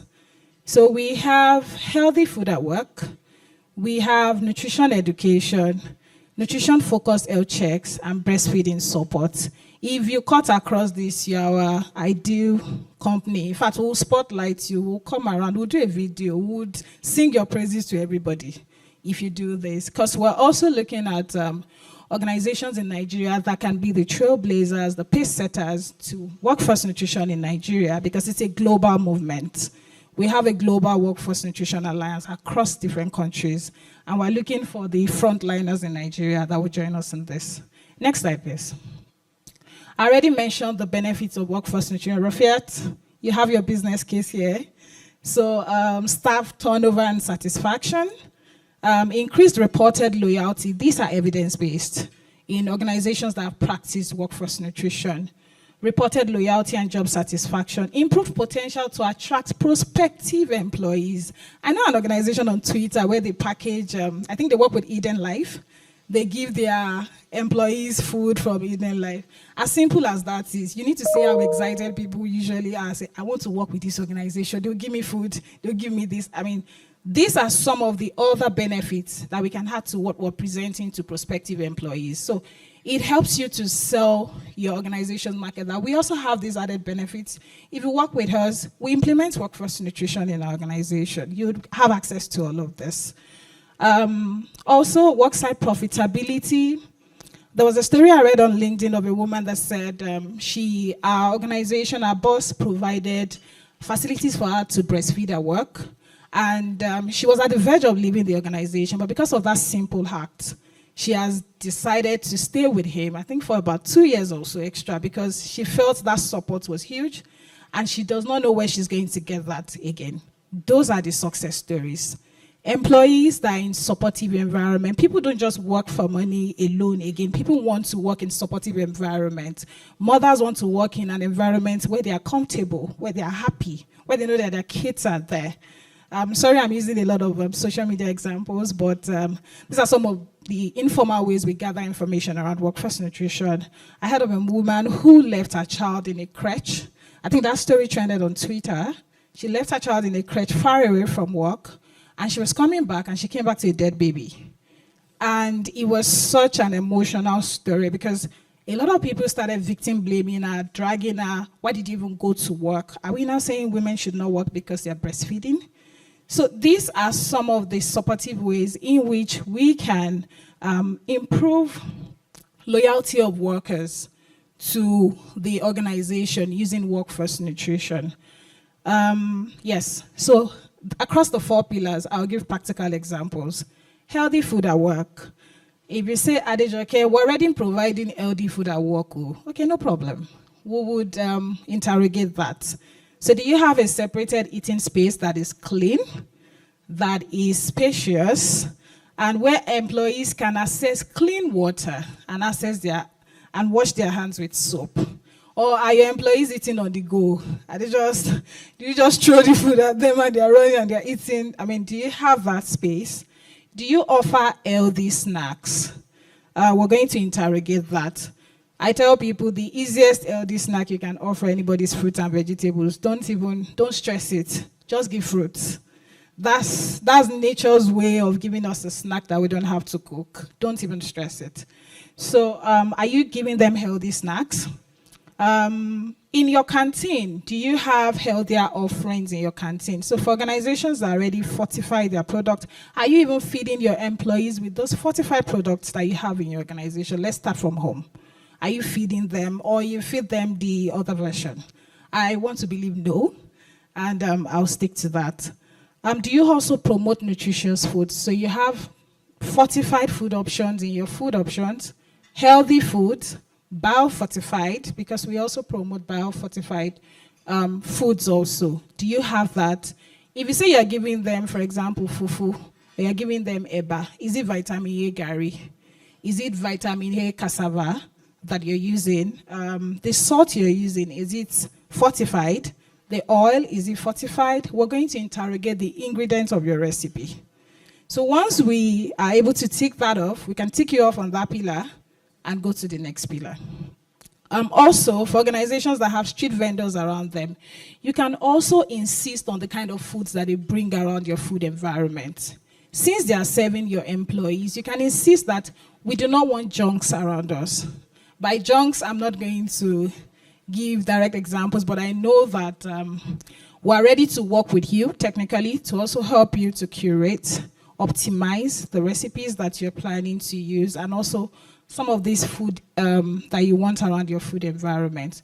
So you're reducing processed foods, foods that are high in fat and sugar, highly processed foods. You're doing more of natural foods. Your vendors, you're telling them, we want fresh fruit juice. We do that already in Gain. A lot of our activities, we serve fresh fruit juice, because these are some of the ways you can also improve the food environment of your workers. Next slide. So this is Olam in Cameroon, and they participated in the masterclass. We have a workforce nutrition masterclass, paid masterclass, that you can recommend your workforce nutrition focal person to join, and they will learn context-specific, cost-effective strategies that they can use in the organization to implement workforce nutrition. So they launched their, no, go to the previous slide. They launched their workforce nutrition program during the masterclass, and you can see that platter of fruit. So we're not asking you to break the bank. This is even probably cheaper than what you do before. Encouraging your workers to consume fruits and vegetables is a huge step in the right direction. How many of us, or let me just say, how often do we think we should consume fruits and vegetables, by the way? Random question. What? Daily. Okay, I think this is my best crowd so far. Most people just say, as you see it, randomly. But WHO recommends that you consume fruits and vegetables every day, 400 grams of it. So if you have these kind of days to emphasize the consumption of fruits and vegetables in your organization, you're doing a great job. Next slide, please. We also have Olam in Cote d'Ivoire. Also, I'd like us to see that I'm going to be giving examples across different countries so that we see that this is a global movement. So across different countries, we have organizations doing workforce nutrition already. Google is also part of the workforce nutrition movement. I don't know how many of us have seen their cafeteria on TikTok or something. Their cafeteria is massive. So, but we're not asking you to do Google level. We just do what you can within your context, within the costs that you can afford, and we can be more intentional around the nutritional offerings that we give our workforce. So they have fruity days where they give their employees, every week, they receive a package of fruits. These are very cost effective. These are not break the bank examples, and they are much more practical examples. You might even find out that the nutritional option we would find might be cheaper than what you're doing already. It just takes the awareness, it takes the intentionality. We just want to spark that intention in you to want to look closely into what your employees are eating. Next slide, please. So this is also in Malaysia. They have healthier canteen meals. Like I already mentioned, fruits, vegetables, they are the easiest options you can just go for. But in addition to also what we eat, our staples, we can also optimize our staples to be much more nutritious. So they promote salad meals options. I remember the day we served salad in Gain, and I always joke with my colleagues, they were expecting the usual rice, the usual vitamin eba, and then we did salad alone. And I would joke that they were almost pulling my shirts because they were saying, so where's the main food? Where exactly is the main food? Like, this is the main food. You're going to also learn to eat vegetables alone, because vegetables should not just be snacks. You can eat them as whole foods, but we also understand the cultural sensitivity around that. So next slide, please. So on the second pillar, we have nutrition education. This can be in the most cost-effective way. You could have weekly nutrition messages on your WhatsApp group. You could employ a dietitian to just curate messages. I know some sectors, they have quarterly health talks with their workforce, where they just invite a dietitian to come and talk to them, encourage them, motivate, give them different ideas on what to eat as healthy food. You can do something like that. It could even be something as simple as WhatsApp messages. You could have quizzes just to spark that interest in your workers to consider a healthy lifestyle, to consider eating well, nutritious meals. So this is in Bangladesh, a garment factory. So they get scheduled messages with nutrition inspiration. And please employ a certified nutritionist for this. We are happy to work with you. We know that a lot of us are very Fit Farm friendly. We want to know about nutrition, but please work with a certified nutritionist who can give certified, correct nutrition information. And we're happy to work with you as soon as you show your commitment in this, which we would also talk about. We are happy to work with you through the process to achieve all of this. Okay, I have 2 more pillars. Okay, so I'll just round up. Next slide. Okay, so this is usually covered under HMO for the health-focused health checks, but you can also spoil your employees to also do nutrition-related health checks. So check your BP, check your blood sugar, do your regular test that can also quickly help us see what is wrong, especially with nutrition-related NCDs, because they are best managed when they are detected early. A lot of them are best managed when they're detected early. And finally, on breastfeeding support. Next slide, just keep going. Keep going. Yeah, so this is a breastfeeding room. No, the slide before. It doesn't have to be something, it could just be a dedicated space. It doesn't have to, you don't have to go and build another room for it. It could just be dedicating a space to it. You can even ask the mothers to all pull their resources together, put toys, put crutch related things, but you can just give them furniture, but let there be a dedicated space. We've had cases of mothers that are breastfeeding in the toilet, breastfeeding in the bedroom, because there's no space, there's no privacy for them to breastfeed. So this ticks the box for us for breastfeeding support. If you provide the space, and you have a supportive environment that gives breastfeeding mothers to breastfeed with time, so short breaks in between their time or a early closing time. And I'll close with that. Thank you.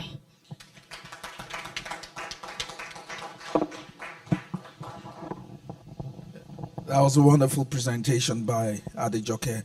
I thought she was defending her dissertation. Yeah. So without wasting much time, we need to call the next person to make a presentation. That's Mrs. Elo Ekowen. She's going to give us a presentation on baseline assessment on large-scale food fortification and workforce nutrition. Mrs. Elo, you're welcome.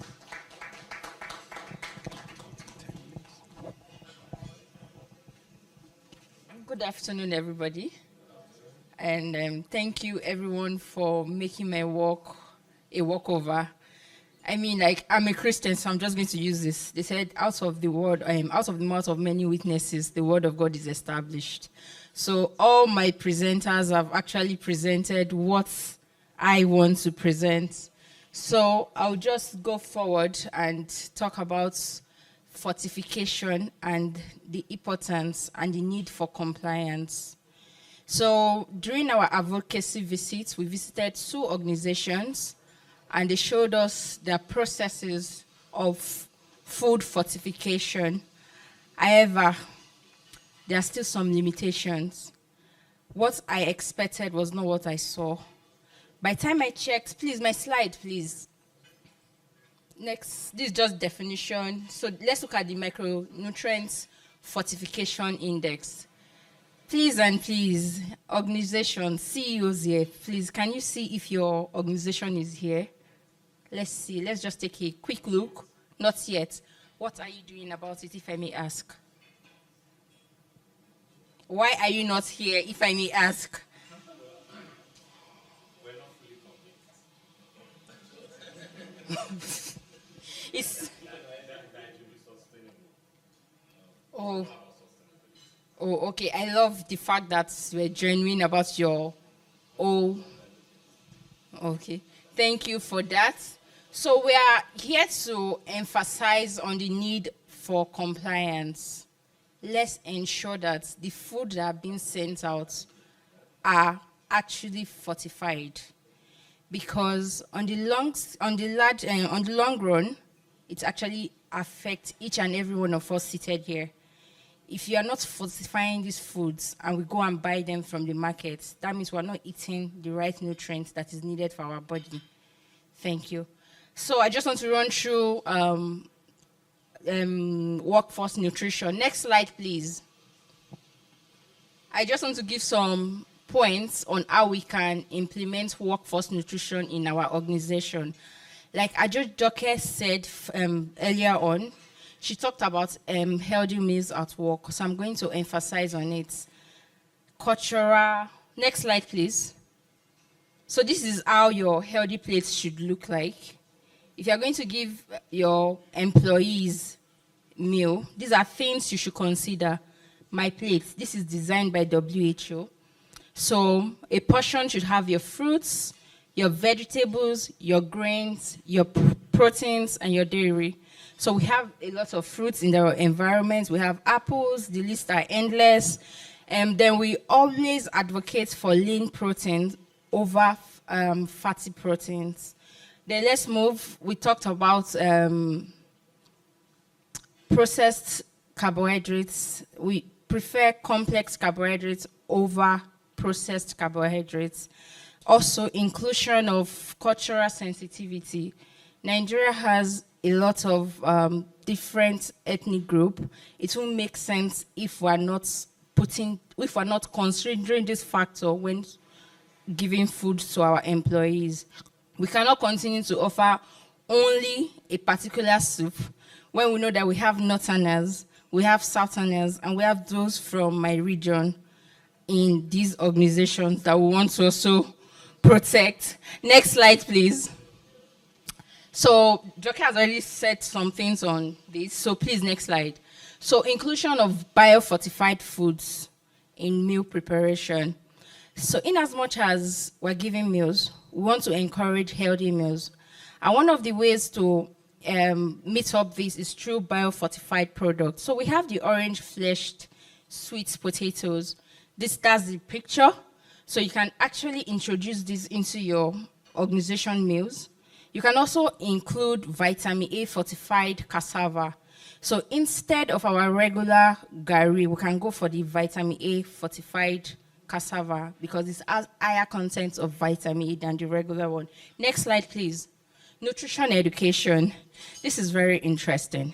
So in one of the organizations we visited, I got to find out that the nutrition education is not given by a professional. It's actually totally wrong. Of course, you can't just bring an engineer to treat you. You can't go to a hospital and you hear that engineer Tunde is coming to treat you for malaria. Of course, you take your shoes and you run away. So we want to encourage that you get professionals to come into your facilities. Either you employ them or you contract them to just come and give professional nutrition education to your employees. Next slide. Corporate wellness challenges. This is something Adijoke did not cover. So I want to encourage us. This is another way we can do this. As CEOs, let's challenge our workforce. Let's have, for example, I use you can do it such as healthy recipe competition or a 30-day healthy eating challenge. So we can say, for example, let's do 3 liters per day, 3 liters of water consumption per day for a period of 30 days. Let's take 10,000 steps as an organization for a period of 30 days. These are things that you can also, these are cost-effective things that you can do. You can use mobile apps to track these challenges. I'm sure iPhone users, they have the health. You can invite your colleagues, those that are using iPhone. Samsung also, they have health apps in Samsung that you can actually make your colleagues use. Next slide, please. Provide fitness, same thing. Let's go. Leadership, support, and role modeling. So as leaders, we should model what we want our employees to do. So we shouldn't just, let it not end at the office. Let's take it further. At home, at anywhere you are, model a healthy lifestyle to your colleagues. Next slide. Then also share success stories. We have role models. Our CEOs are usually our role models. Everybody wants to climb to that stage. So if a CEO should come and share his own health experiences with his subordinates, I'm sure many people will have a change in their perception towards health. Still, this is nutrition-focused health checks. She already mentioned about regular blood pressure check, blood cholesterol, and so on and so forth. Body mass index. I noticed that when she talked about malnutrition, everybody expected that malnourished people are the only ones that, extremely skinny people are the only ones that are malnourished. So we have obese people, we have underweight, and then the hidden hunger, which is micronutrient deficiency. That one is not seen. Like if you go for blood tests, you find that some people are anemic. That means they are lacking iron in their diet. So we should also encourage our employees to go through this health check. Please, next slide. Next one, please. Breastfeeding support for nursing mothers. Like I always say, I'm a nursing mom, and I left my 8-month baby for someone to take care of today, and she's actually here. I had to employ a nurse because I have to be here, so that I know that I will give in my best for this program. So I have a nurse right now at home. I have a nanny just to ensure that my nanny can't do the job of a nurse. I need to monitor my daughter. She's stooling, she's teething, and then she's stooling. I need to monitor her. I need to know what's the outcome. So we need to create a friendly environment for our nursing mothers. We need to encourage them. We need to provide information on breastfeeding for our nursing mothers.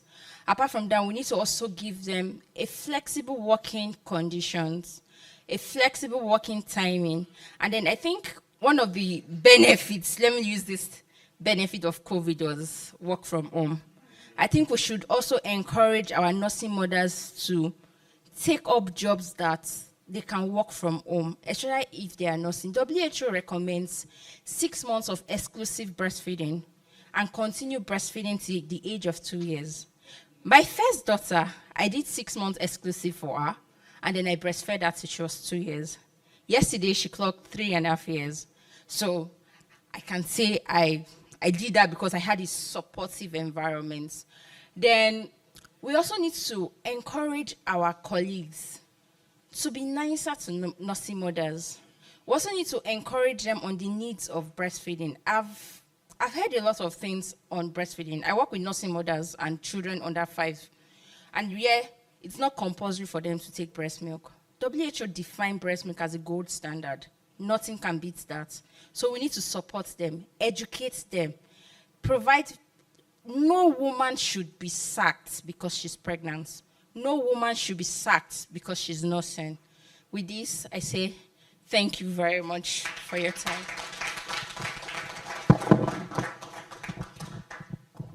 Thank you very much, Mrs. Elo. We really need to thank you for the sacrifice you had to make to be here today.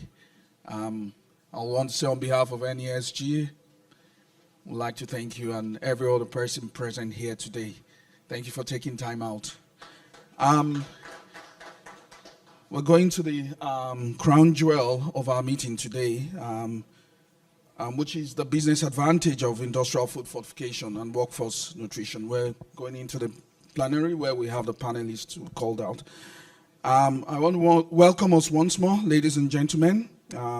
We have before us 6 to 5 panelists who will be sharing and discussing with us insights and views from various perspectives on the business advantage of industrial food fortification and workforce nutrition. It's clear that from presentations we've seen here today that from literature, empirical evidence has also proved that improving nutrition generally brings about a healthy populace. Also, for organizations directly, it affects their growth and commitment of workers. So there is a considerable correlation between development and good nutrition of its workforce. So without much ado, I would like to welcome, with due respect, Honorable Senator Dr. Ibrahim Oloregbe, who will be moderating the panel.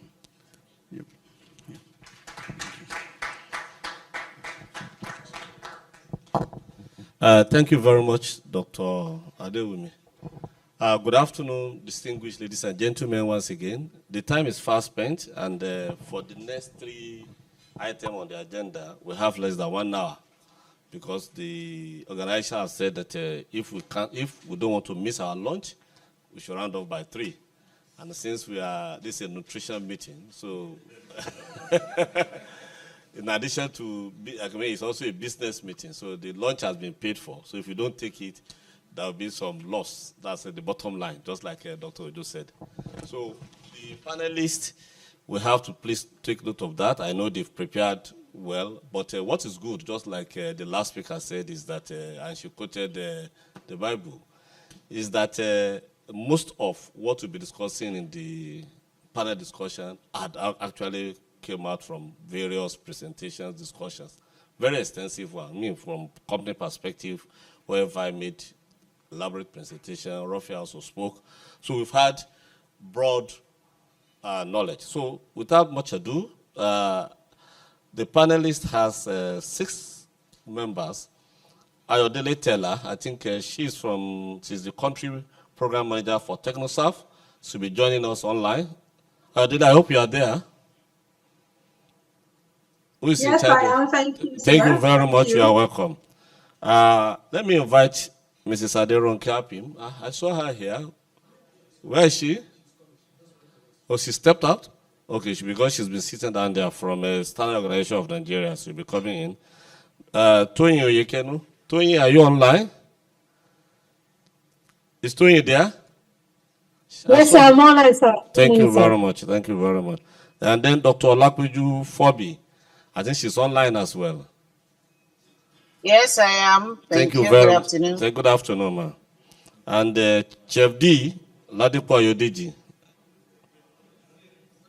Oh, very well. So thank you very much. Oh, at least we have a physical person present.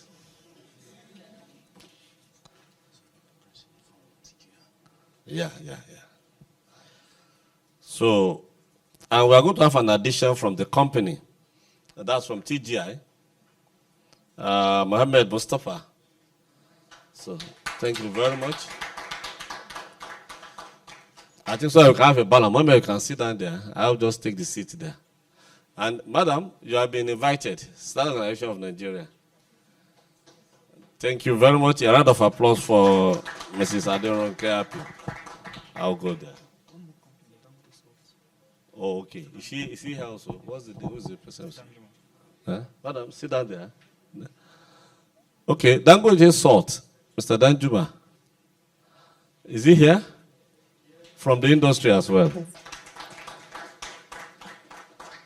So, because we have quite a number of participants, I will abridge the questions, and there will be a bridge time. So we have to learn how to summarize our response. I mean, we've all been here since morning, so definitely we are aware of what has been said. So it should be a value addition that we'll be expecting. So, Ms. Stella, you are the first to take the first shot. I hope you are there. Yes, I am ready for you. Okay, so I'll read 2 questions. The 2 will be in one, so that you have 3 minutes just to respond to them. There is often a perception that food fortification adds to production cost. And I think Rafi mentioned that when he was talking about there's a need for business case. How can this cost be offset and transform into profitability for businesses? And in answering this, are there tangible benefits producers can expect in the short and long term? So the second aspect of that is that for you to provide some case studies or examples of businesses that have seen significant return on investment after implementing food fortification policy. So over to you. Thank you very much. All right, thank you for that question. I think it's the most asked question when you talk about large-scale food fortification. And just to build context, so I started my career almost 2 decades ago. Yes, when I was 4 years old, in case those that are wondering. So I'm just 21 now. But I started off by selling fortification to industry on a voluntary basis. So they're the best case studies of the cost of fortification. But before I go into the cost of fortification, let us maybe dwell for a few seconds on the cost of not fortifying. Now, the cost of not fortifying for Nigeria alone, according to the World Bank, is $1.5 billion annually, as a result of losses due to micronutrient deficiency. So let's start with that. The previous speakers have spoken a whole lot about loss of productivity. According to an independent research in the US, low productivity cost the industry about $450 billion. That's a lot of money. Almost half of the GDP of certain countries, right? So those are the costs of not doing the right thing, not putting the right nutrients in the people that work for you. There's also the cost of low productivity of the people you employ as a business. As a business, you are open to make profit. You can't make profit if you don't have the right people taking the right decisions, that would, for instance, lead to a food recall. Also, according to a research by Food Safety Magazine, food recalls can cost a single business up to $10 million just in the cost of the logistics of retrieving that recall, right? So, and that recall can be because somebody was too tired, they were probably anemic because they have low iron deficiency, or they're just not well balanced mentally because of all of these nutritional indices. And then they take a very bad decision in the spur of the moment, and it leads to millions of losses globally. So that is just an example of the cost of not fortifying to a business.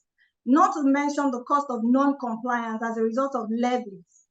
And because Nigeria, and I think when we talk about large-scale food fortification, we want to try to focus maybe a little bit on mandatory fortification. So there's the cost of non-compliance, because if the agencies, as the regulatory agencies, do their work right, it means they can come into your factory unannounced, see that you're not complying, and shut you down. There's the cost of the reputation to your business. There's the cost of reputation of your brand, the trust to your consumers, if it is publicized. Now, a lot of you have mentioned, and thank you all to those that reference the Micronutrient Fortification Index, which is an initiative that is for the industry but being coordinated by Technoserve. At that scale, when you are on such a public platform, you cannot afford to not do the right thing, because you lose so much money in losing face, public face, right? So I will start with that. Now to the question of what is the cost of fortification?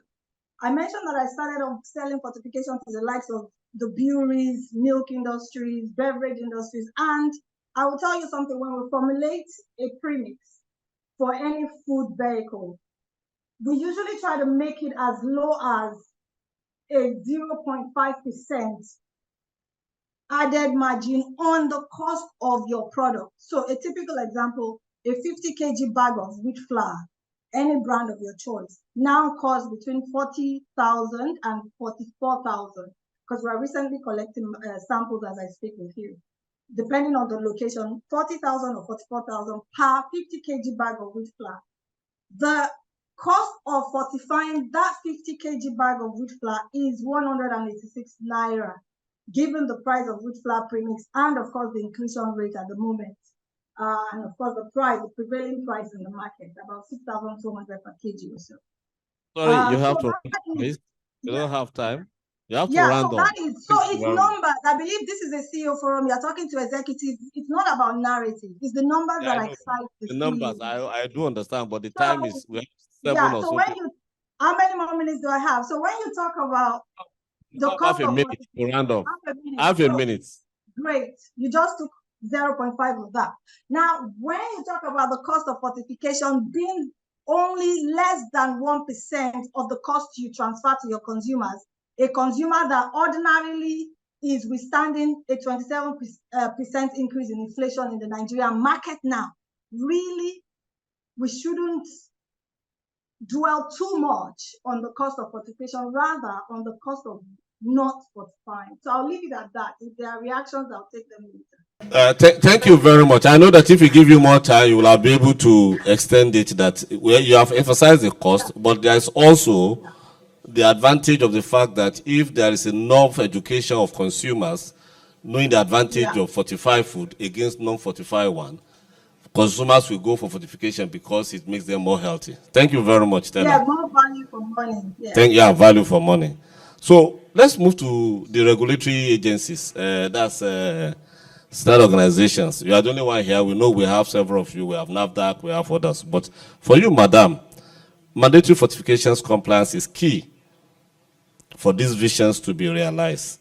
What mechanisms are in place or being proposed by government to monitor and ensure strict adherence to these policies? The other one we have to look at is that other than regulation, enforcement, and monitoring, what persuasive measures, for example, incentives, have the government generally, particularly you that you are regulating, that's why I say it's not only you, put in place to motivate companies to continue to invest in large-scale food fortification and persuade more food producers and processors to imbibe fortifications? So I hope you understand. What first aspect is that what mechanisms are in place. The second aspect is what incentives are there for the industry so that they can imbibe fortification. Thank you, Madam Aderonke. Thank you, sir.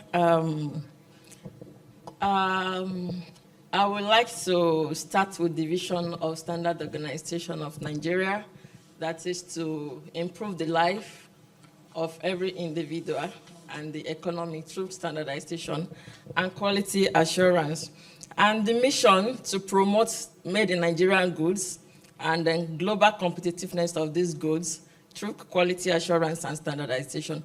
And we have a couple of strategies to do this, which answers the question from my senator. Consumer protection and engagement, improving competitiveness of local products, aggressive conformity assessments, media engagement and global relevance, and capacity building. How do we do this? We have the Standard Organization of Nigeria monitoring this food fortification at the industry level to ensure compliance. I'm happy I've seen a couple of the industry. I've visited them a number of times.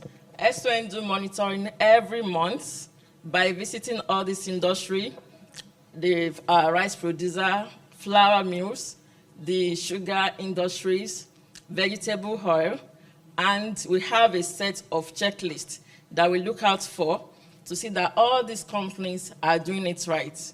We look at how they put in their facilities, we look at the content of their premises, and how they monitor and adhere to the standard that we put in place. And we also do awareness. We have meetings where we relate all this to all the stakeholders, including the companies, the small scale and even the large scales. So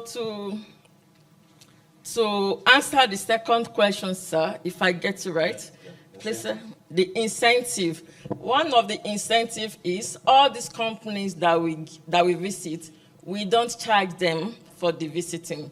It's free. A lot of them are here, they can testify. We have quarterly inspection, which is for the standard visit to the companies. They pay a little fee, but for fortification, we don't charge the companies. And to an extent, everybody has been complying, even the government agency. Thank you. Thank you very much, Madam, for keeping to time. When I come to you, we want either Tony or Phoebe. I'm coming to Dr. Olakunju Toby, but one of the incentives that I'm aware of, which follow one of our last meeting, is about incentives on tariffs, or what we call the duties on premix, because companies, despite what the last speaker, that's Iodelated have said about the low cost of the premix, but people still had complaint on that the last time when one of your people. I think government is doing something about that now, which is one of the incentives again. So Toyin should be able to look into that when I come to her. But let me move to Dr. Olakunju Phoebe. I think she's there online. Dr. Yes, Phoebe, sir. yeah, you have been involved in many studies, and I'm sure you have worked on micronutrient deficiencies, and which severally they have said there is known as, it's the deficiency is known as hunger. But you also know that large-scale food fortification and biofortification address the issue of this so-called hunger. Can you tell us in particular what are the challenges in Nigeria to achieving biofortifications or large-scale food fortification? Some of it has been mentioned here, but if there are additional challenges that you can add to it. And what are the factors that is getting the full adoption of this approach, despite the fact that we have said severally today that large-scale food fortification is a sine qua non for us to be able to achieve optimal nutrition. Over to you, Madam. Well, thank you very much, sir. And just like you said, a lot of the factors that I would want to mention have been mentioned earlier on.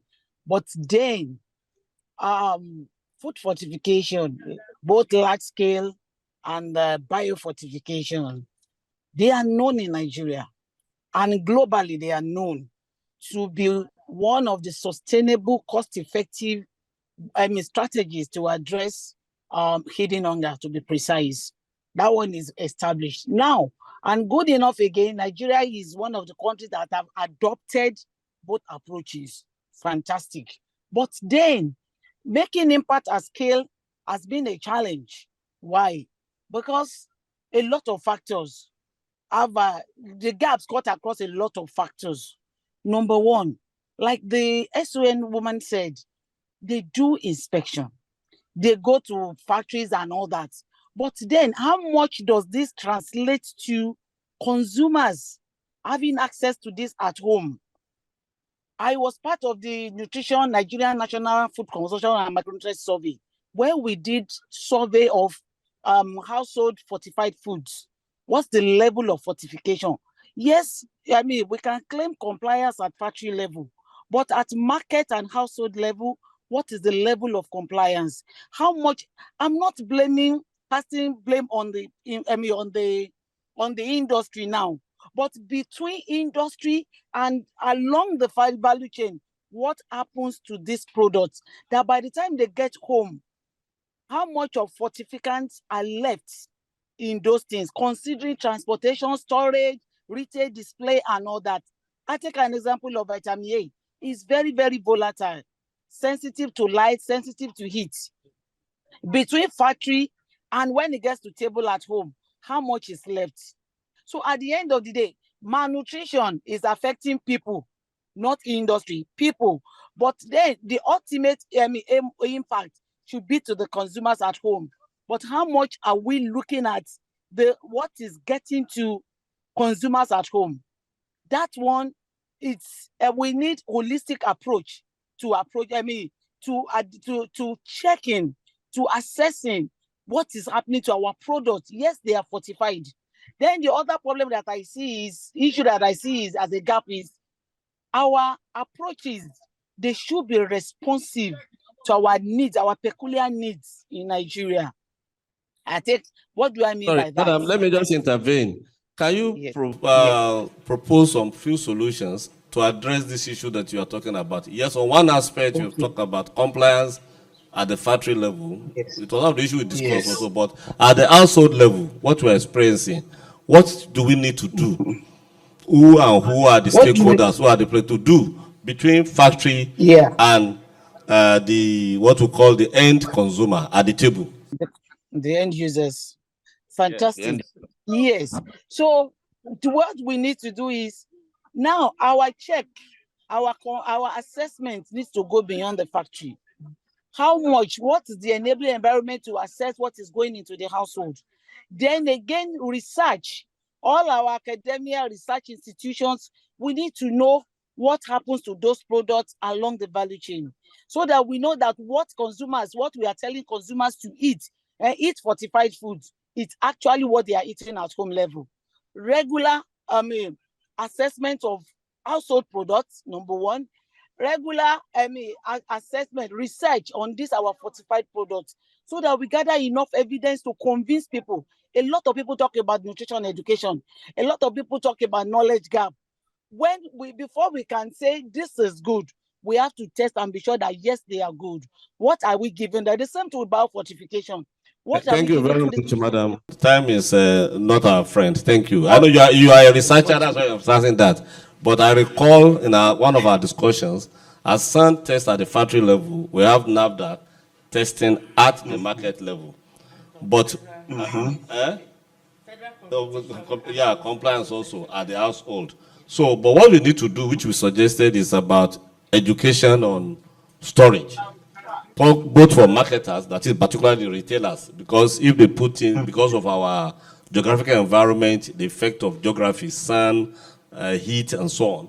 So this requires education, and that has to be done. That means we have to bring in other organizations, media, and so on, health, NOA, and so on. This one is not with the factory again. It will be with other government and non-government agencies to do that. Thank you very much, madam. Dr. Oluwatoyin, I hope you are there. Hello? Yes, I'm here, sir. Okay. You are from GAIN. That is a Global Alliance for Improved Nutrition. And undoubtedly, GAIN played a significant role in tackling malnutrition worldwide. However, despite its effort in Nigeria, it has faced several challenges in effectively carrying out its mandate as a development partner. So I'm just laying the background. Could you please elucidate how these challenges have affected your operations concerning the two issues we are looking at today? That is large-scale food fortification. My voice is coming back. I don't know from where. Is it from you? Is it from your end, Tony? Yes. Okay. So, how it affect the two issues we are looking at? That is large-scale food production and workforce nutrition. And you can relate the second question to that also. We are aware of how complex and fragmented food system in Nigeria with multiple actors operating at different stages, which we have discussed some of them now. The regulators, the industries, the consumer agencies, the retailers, and then now the consumer themselves at various stages of the value chain. So particularly I want you to look at your role as GAIN to coordinate various interventions and ensure the effectiveness across the entire system. And lastly, which will be the third question, is what I said. What are the recent incentives provided to industries for them to be able to take up food fortification? Because those incentives should be an enabler and something that encourages them.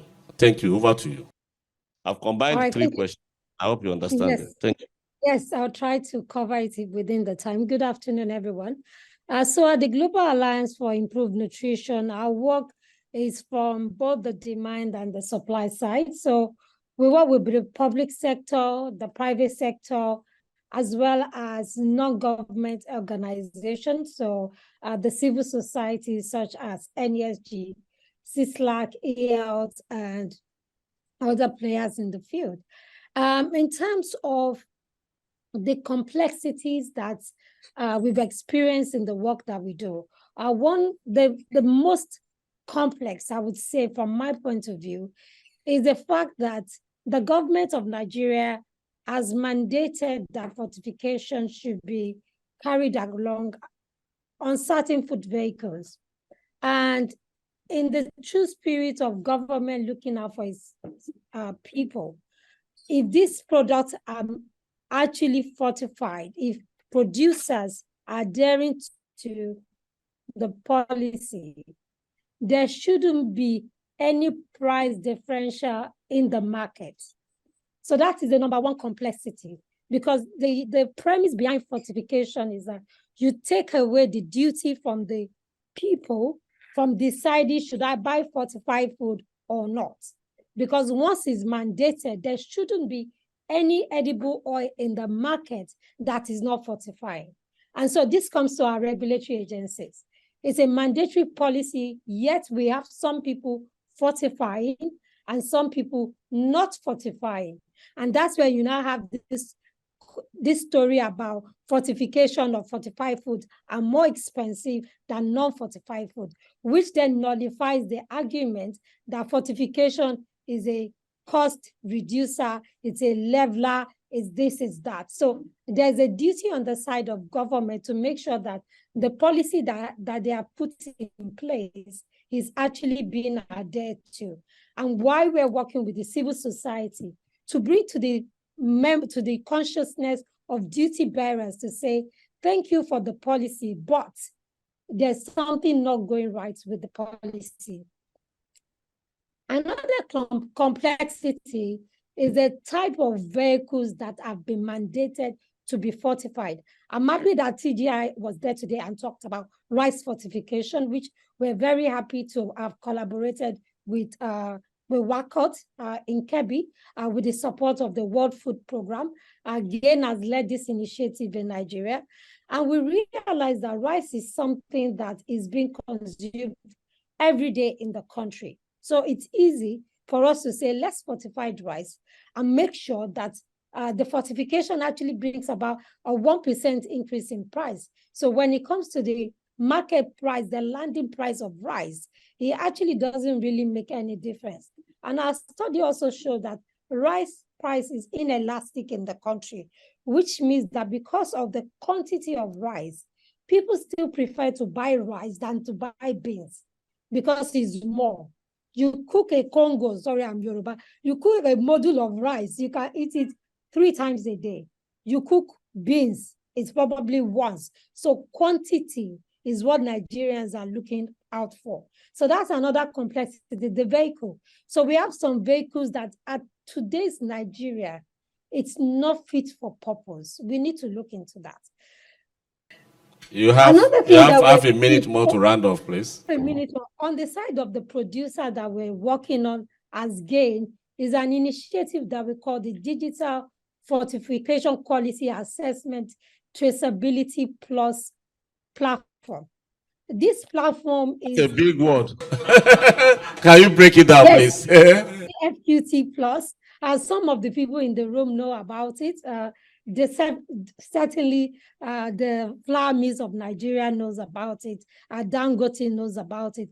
It's a system where the fortification quality data that is being produced in the factory is going to be made available to governments and to the producers in real time. So my sister, Mrs. Zapping, was talking about going to the factory to take samples. What this platform does is that it gives the producer the ability to record that data on a daily basis, and the regulatory agency will see it on the dashboard. Okay. I'm actually currently at Apple in Shagamu onboarding them for that. What that does is that we don't have to wait until the product is in the market or in the house before we know that it is not fortified. From the flow of production, we will see the quality of fortification, and that particular batch can be recorded and does not have to be taken to the market. Okay. I hope we'll be able to get to a stage, just like we test for drug, whether the drug is registered or not, the way we are, so that we can know. That's exactly what we're doing, sir. We have a certainty that we have a code that shows that this product is fortified. Okay, thank you very much. I know time is not our friend. Now, I come back to my colleagues that are seated. We will be looking at the other aspect of our stay here. You can see that most of the discussion so far has gone more with food fortification. So the industries that are here, and Chef D, you'll be the last to speak because you represent two perspectives. You are both a producer and you also represent those of us who are consuming the food, because I'm sure you know that. So we'll look at workforce nutrition from you that are here, your experience, and what are the challenges that you face. So it's the same question I'm asking you and Danjuma. You are from TGI, he's from Dangote. You are a big employer of labor, you are food producers. So we're asking you now, not from fortification perspectives, but from your workforce nutrition experience. You know, you've seen today the presentation we've had of the advantages. So for you, TGI, to what extent have you complied with the 4 pillars? That is nutrition education, health check based on nutrition, enabling the environment for women who are breastfeeding, and lastly, but not the least, the provision of nutritious food to your workers. To what extent, and what has been the challenges, and what have been the benefits that you've seen today? Just share with us in 3 minutes. Thank you. Thank you very much, and thanks for the other industry colleagues along with me on this panel. Myself, Mustafa Muhammad from TJA Group. I represent quality for the organization. So I will be a little bit talking on quality and quality compliance related. First of all, to put it forward, on this fortification of food program, a lot has been spoken, and the participation of WACOT, rice, in the fortification program along with GAIN. And some highlights of the program, I will just like to put it for the industry consumption here, is that this has been selected as one of the best facility for fortification trial, and then the blending facility has been set up, and there is a trial run which has been carried out on 25th in the October, and that of 0.85% to 1.25% of blending of fortified rice kernels with a capacity of around 4 tons per hour output, and with a storage capacity of around 30 metric tons of fortified rice kernel facility. These have been the infrastructural developments that have been carried out, and a draft code of conduct for fortifying rice processing and is being developed. Officially, the KB government has been flagged off for this program and their appreciations. And the first rice, the produce of the first rice has been absorbed by the homegrown, the homegrown school feeding program, and KB State as well, KB State state-funded school feeding programs. So that's about the commitment and contribution of WACOUT rice till date. But I have certain aspects which I want to just highlight, because these are the common aspects which makes the program success or which makes the program challengeable. So this, the few things which I want to speak and which have been already been echoed by other colleagues in is that value. How do the customer sees value in fortification? What makes the customer pick the product or fortified product as a first choice of his when he goes to the shelf and pick up the product? Right, so that is the value which we have to create first by consumer education. Now we have a lot of consumer education programs, maybe advertisements, maybe a lot of school seminars programs. Sorry, Mr. Mustafa, I have to redirect. You have 1 more minute, and yeah. I want to So speak I'm on workforce. Yeah. So the other thing is creating a value and creating a product as a choice. Second thing is about product science. Now, the research and development of the rice kernels and rice micronutrients and the science behind that, and the technology, processing technology, analytical technology, these are the things which reduce the cost of operations and we make the product viable. If we do not have good testing houses in Nigeria which can give in-house testing of micronutrients, then the cost of getting the products tested by outside agencies will add up a lot of cost. If we do not have adequate supplies of in-house supplies, then it will be adding a lot of cost to the forex and importing of this nutrients. So with these things, I think will enhance the productivity and reduce the cost by developing these things in-house, that is within Nigeria. Thank you very much. Thank you very much. I know that we will take it that the workforce nutrition. So, over to you. I want you to look more at workforce nutrition. We are aware that are you from sugar or from salt side? Yeah. Salt compliance fortification is already well known, but from that good perspective, to what extent are you implementing workforce nutrition? Let's look at the workforce. I think for like nursing mothers, I think we have done well on that.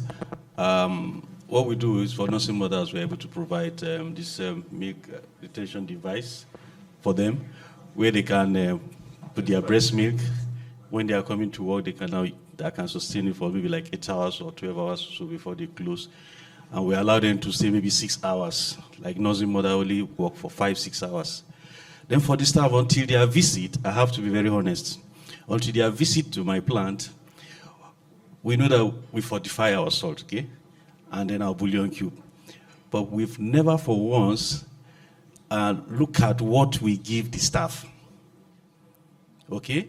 All we do is that, they eat gari, they eat, but our attention has never gone to where we say, okay, let's look at whether what these people are eating is the right food. No, until their visit, then that came to us, we say, we need to start looking at all these things. So that is why the caterers, whether the raw gari they buy, whether the semolo guy, we have to make sure that they are fortified.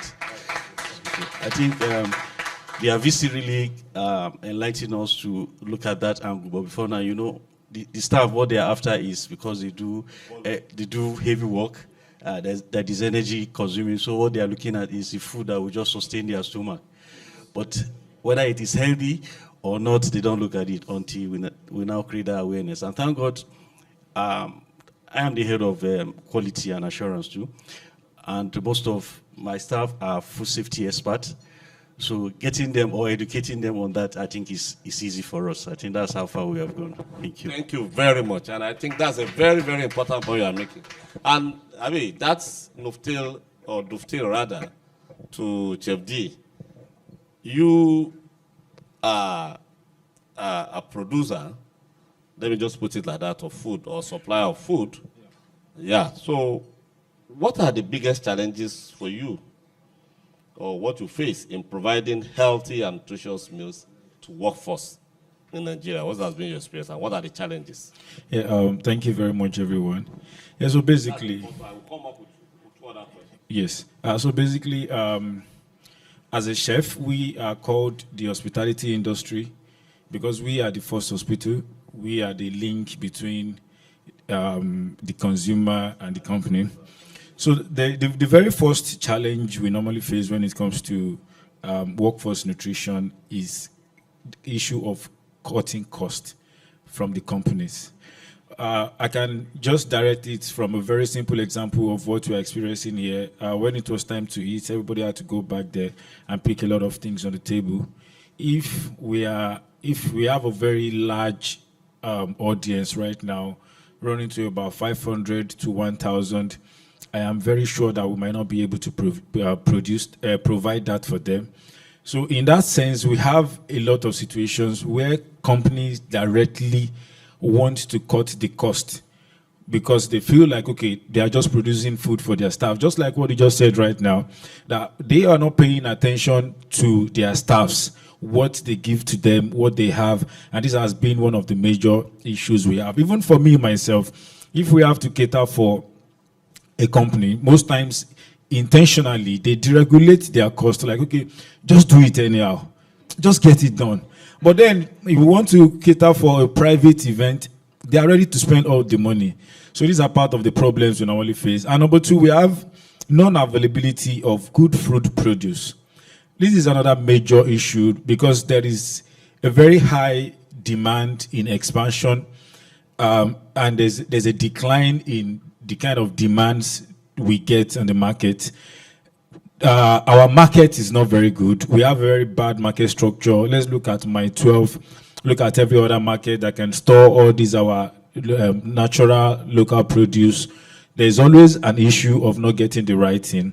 I can actually tell you, if you compare over the past 20 to 10 years, most of our fruit and vegetables have declined. The kind of mango, the kind of guava, the kind of watermelon that you can get are not what we are getting right now. And there's a problem about that, which I'm still going to go into later, which is biofortification. Because most of these things are not growing under the right condition. There's no proper fertilizers, which is boosting their produce. So we have there's a limitation to it. And probably the other ones are being imported. So we get so little, and this little has to go to the upper class. So in that sense, the workforce is not being fortified because they are being denied all these things they're supposed to improve. Yeah, I have more questions for you. All right. So I want you to expand. So I want to take you up to say that for you to come up with you've highlighted some challenges which are very pertinent. Yeah. What are some effective strategies for encouraging healthy eating habits among staff members? And how do you see the role of chefs evolving in promoting workforce nutrition in the future? All right, so the first thing it's just like I'm bringing that to you because like when Adejoke was presenting, she mentioned the issue of when you have food vendors around factory because that used to be the old thing. Yeah, factories themselves don't, in the past, provide food for workers. The only thing is that they will say it's break time. They ring the bell. Everybody will go out. They go and buy. So we are saying, okay, that's still happening in some MSMEs. But now, let me put it that it's a new phase. We are in digital phase. We are in industrializing phase. We have companies will also know that when they ask people to go to work, outside to eat, they may delay, there may be all this. They want to engage people like you. That's why I'm asking the question. Yeah. So how do you see your role and what are the strategies? You've mentioned the problem that where they say just produce, but are there ways through which we can address those issues? That's my question. Yeah, so and that's the last one. Yeah, so now number one is through commercial and industrial fortification. The very first thing is when companies are able to deliver products that are naturally fortified, it helps with what is being served through at every company, probably kitchen or whatever. I can give you an example. A couple of years ago, because my dad retired from MPA, that's Nigerian Port Authority, and back then, every month they used to give them 3 crowns milk, probably like 40 sugar and all that. And there was a time he stopped. And from the time he stopped, we started buying regular sugar, we started seeing any milk we use and all that. So the problem is that when there is industrial fortification, apart from the food that is being supplied through the general canteens of all these companies, it is also important if there's this cultural standard that's able to give the workforce the right thing that they are supposed to use. So this is Dangote. Okay, this is my company. These are the right things to do. These are the things you are supposed to have as a member of this company. We have you get to give them all these packs. They take it home. It encourages that culture of eating right in them. Like I said, I was never the kind of person that, even though I was never the kind of person that know how to use milk to drink gari, but because there was milk available back then, I was able to try it. Like, because I feel like, okay, I think it's good. This is more vitamins to my body and all that. So that's the situation. And the second thing I said, which is biofortification, that is breeding of crops to increase their nutritional value. It is also important. We can actually catch this thing from the grassroots, from the farms, by sending more funds to farmers, improving their workforce, how they're able to produce for the kind of things we need on the street. And another thing again is generating a healthy eating campaign through comparative and contemporary analysis. If, for example, there is this very popular advert for Kano, when that boy said, okay, one day, I know, say, I go make mama proud. That was because the boy was taking milk, which felt like it was very good for the body system. Now, the issue is the only part of malnutrition that we really get to pay attention to is kwashiorkor. And then they just say, okay, if you're not eating the right diet, and the only thing we think we know about that right diet is just meat. And I feel like, okay, if you're not eating the right diet, you're going to have kwashiorkor. That has been the major projection of almost everyone. But there's a lot of issues. There's a lot of eating deficiencies that surrounds that, which is more than just kwashiorkor. And we need to be able to sensitize. I'm sorry. Because of time, because we, as I said, very much. Thank you very much.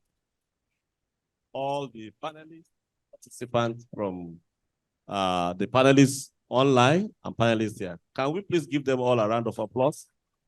Can we go back to our seat? I'm sorry. The unfortunate is that we don't have time for further questions and answers. But what I want to suggest, there has been a lot of issues that are raised beyond what I see as the focus of these discussions. Of course, and I hope those that are taking note, Nigeria Economic Summit groups, I don't know whoever that is a rapporteur for this. There are a lot of challenges that have been raised. Some those that we know and those I will say we don't know about large-scale food fortification. In articulating these challenges, there are solutions that have been also been provided. How do we take this solution to the next stage? I heard when Gloria was presenting that they're going to be, this is the advocacy stage, they will go to execution stage. I hope we take those solutions to that. Particularly, I'm excited by issues of reducing costs, which Mustafa started to raise for rice, but which I'm sure will affect to others. We raised the issue of premix in the last meeting we had, and we talk about how premix can be made. how we can produce premix in Nigeria. Those will be able to make us. But also, the issue of advocacy and education to companies, particularly on workforce nutrition. I'm very excited and happy with the admittance by from Dangote. Dangote is a big thing, and there are other bigger ones like that. So if bigger ones are talking like that, what happened to the MSMEs, who are many regarding workforce nutrition? So it means we have a lot. Again, you have a lot in your hand about how you want to expand and education. And Chef D raised one very important issue, which I don't think we are noting it, which is about at the production stage. We always speak about biofortification for people, but we are talking of even common food. Adejoke was talking about sea fruits. As he said, the fruits that we have in this country, the fruits are for the upper class. You see a lot, it's only the upper class and few middle class that can afford common fruits. We have common fruits in Nigeria, but are they affordable? Are they as they were in the past? When we were young, you can see mango around during the time of mango. You see what they call agbaluma. You see all kind of things, but they are not there again nowadays because of climate change. Most of those trees are cut. So even for us to, because they want to do farming, the trees are not there again. Those ones that are being produced like watermelon and so on, you see the way they produce them. You see only in many places is the dry season or what we call irrigation process that they used to produce it. The seeds that they use are not as nutritious as they do. So these are things that we have to look, in which case we go back to the farm. Because if we are promoting workforce nutrition and want cheap items and material, she was looking at fruit as being very common, and I think it's not as common as we think about. So thank you very much on that note. So we hope we'll be able to put all this together so that it forms part of the next action. Now, it's only one thing more for me to do, and I think it's simple. I've tried to get a list of companies that we have here. But I hope we'll be able to expand it. Where's Gloria? I didn't see her in the hall. So I don't know. The attendees are minimal, and I think we have to expand it because we want commitments. But for those that are here, flour mill, I didn't see Sadiq again. So who is going to be representing them? Because what we want is to go, I'll just mention, I think somebody will go around them while you are giving your vote of time so that we can still keep the time. What we want is for companies that are here and those that are online to nominate a focal person from the organization that a follow-up can be done through to be able to, for them to receive both technical support and other support on workforce nutrition. So flour mill, we have Olam, that is Clara is online. Yes, please.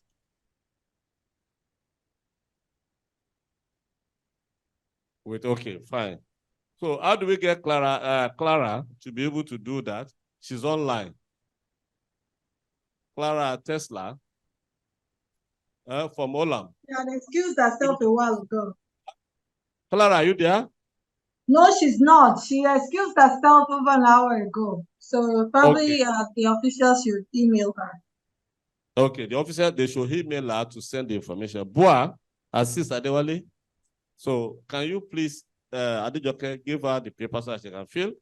Dangote, Danjuma Musa, thank you for this. So you will be contacted here now for you to sign the information. The information required is who is the focal person organization that leads on workforce. Is it you? You said you are the quality assurance. Maybe it's in HR, maybe it's somebody that can be contacted through a telephone and email for further engagement on the issues.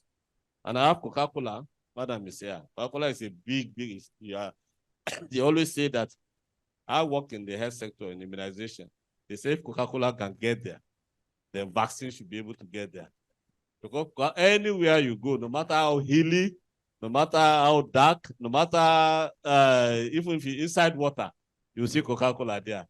So it means you have wide network of workers. And I do know that in most of your factories you have food security, but we want to see, just like Adejoke said, to what extent are you implementing those pillars? TGI Group, so okay, you'll be able to sign for them. And I have AECE Foods. Okay, you are the one. They said they didn't get your name properly. They didn't. What's the name?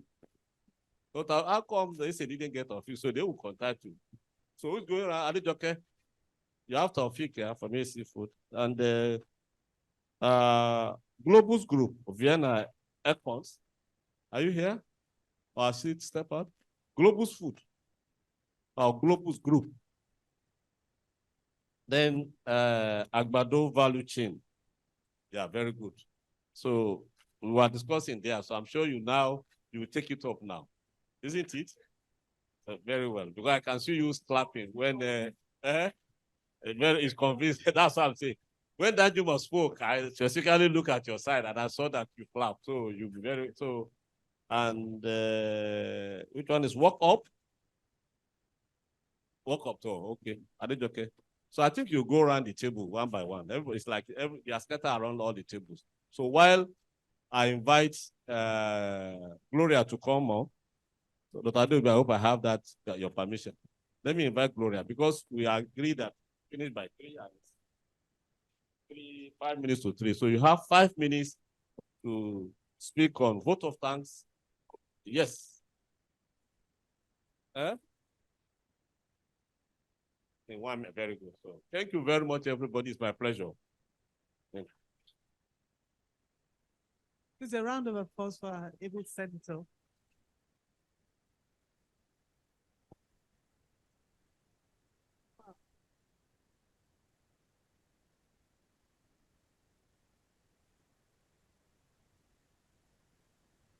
I'd like to dedicate,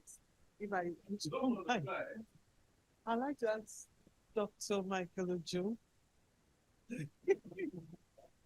I know I'm being the Thank you, sir. I don't know if it's upwards or backwards or right. Okay. So I've been asked to do this. She promised 1 minute, and I'm sure you all owed me for that. But it's been a really good conversation, and I think it's been good because we've had the right people in the room.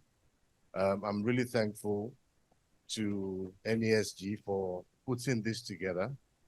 I'm extremely grateful to the distinguished senator. I was just saying to him, just as he was coming back to see that they're nominating for an emeritus professorship in food fortification because of the wealth of knowledge that he commands on the subject, and he's able to break it down and relate it to people a lot more easily than some of us technical people can do.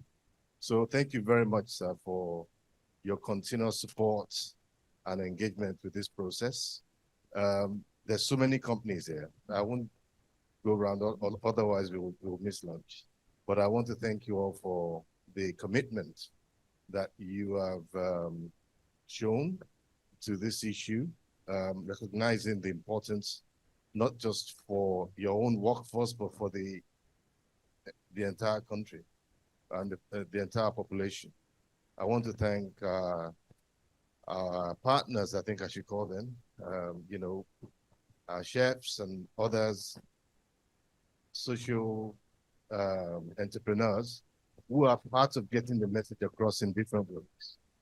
So thank you very much for your support and for really taking this on. It's a really important issue. And I'm really pleased at the level of seriousness that we're all bringing to this. Last but certainly not least, I want to thank Dr. Okwelua, and thank you very much for, helping us to marshal this event together. I know you're a stakeholder, and we continue to come to you and rely on you for that support. So I was nominated to do this in 1 minute. So I hope I haven't missed anybody out. I hope you enjoy whatever lunch has been provided. I hope it's nutritious. I hope it's fortified. And I hope that when we ask you to come together again, because this is an ongoing series of engagements, that you honor us with your presence. So thank you very much.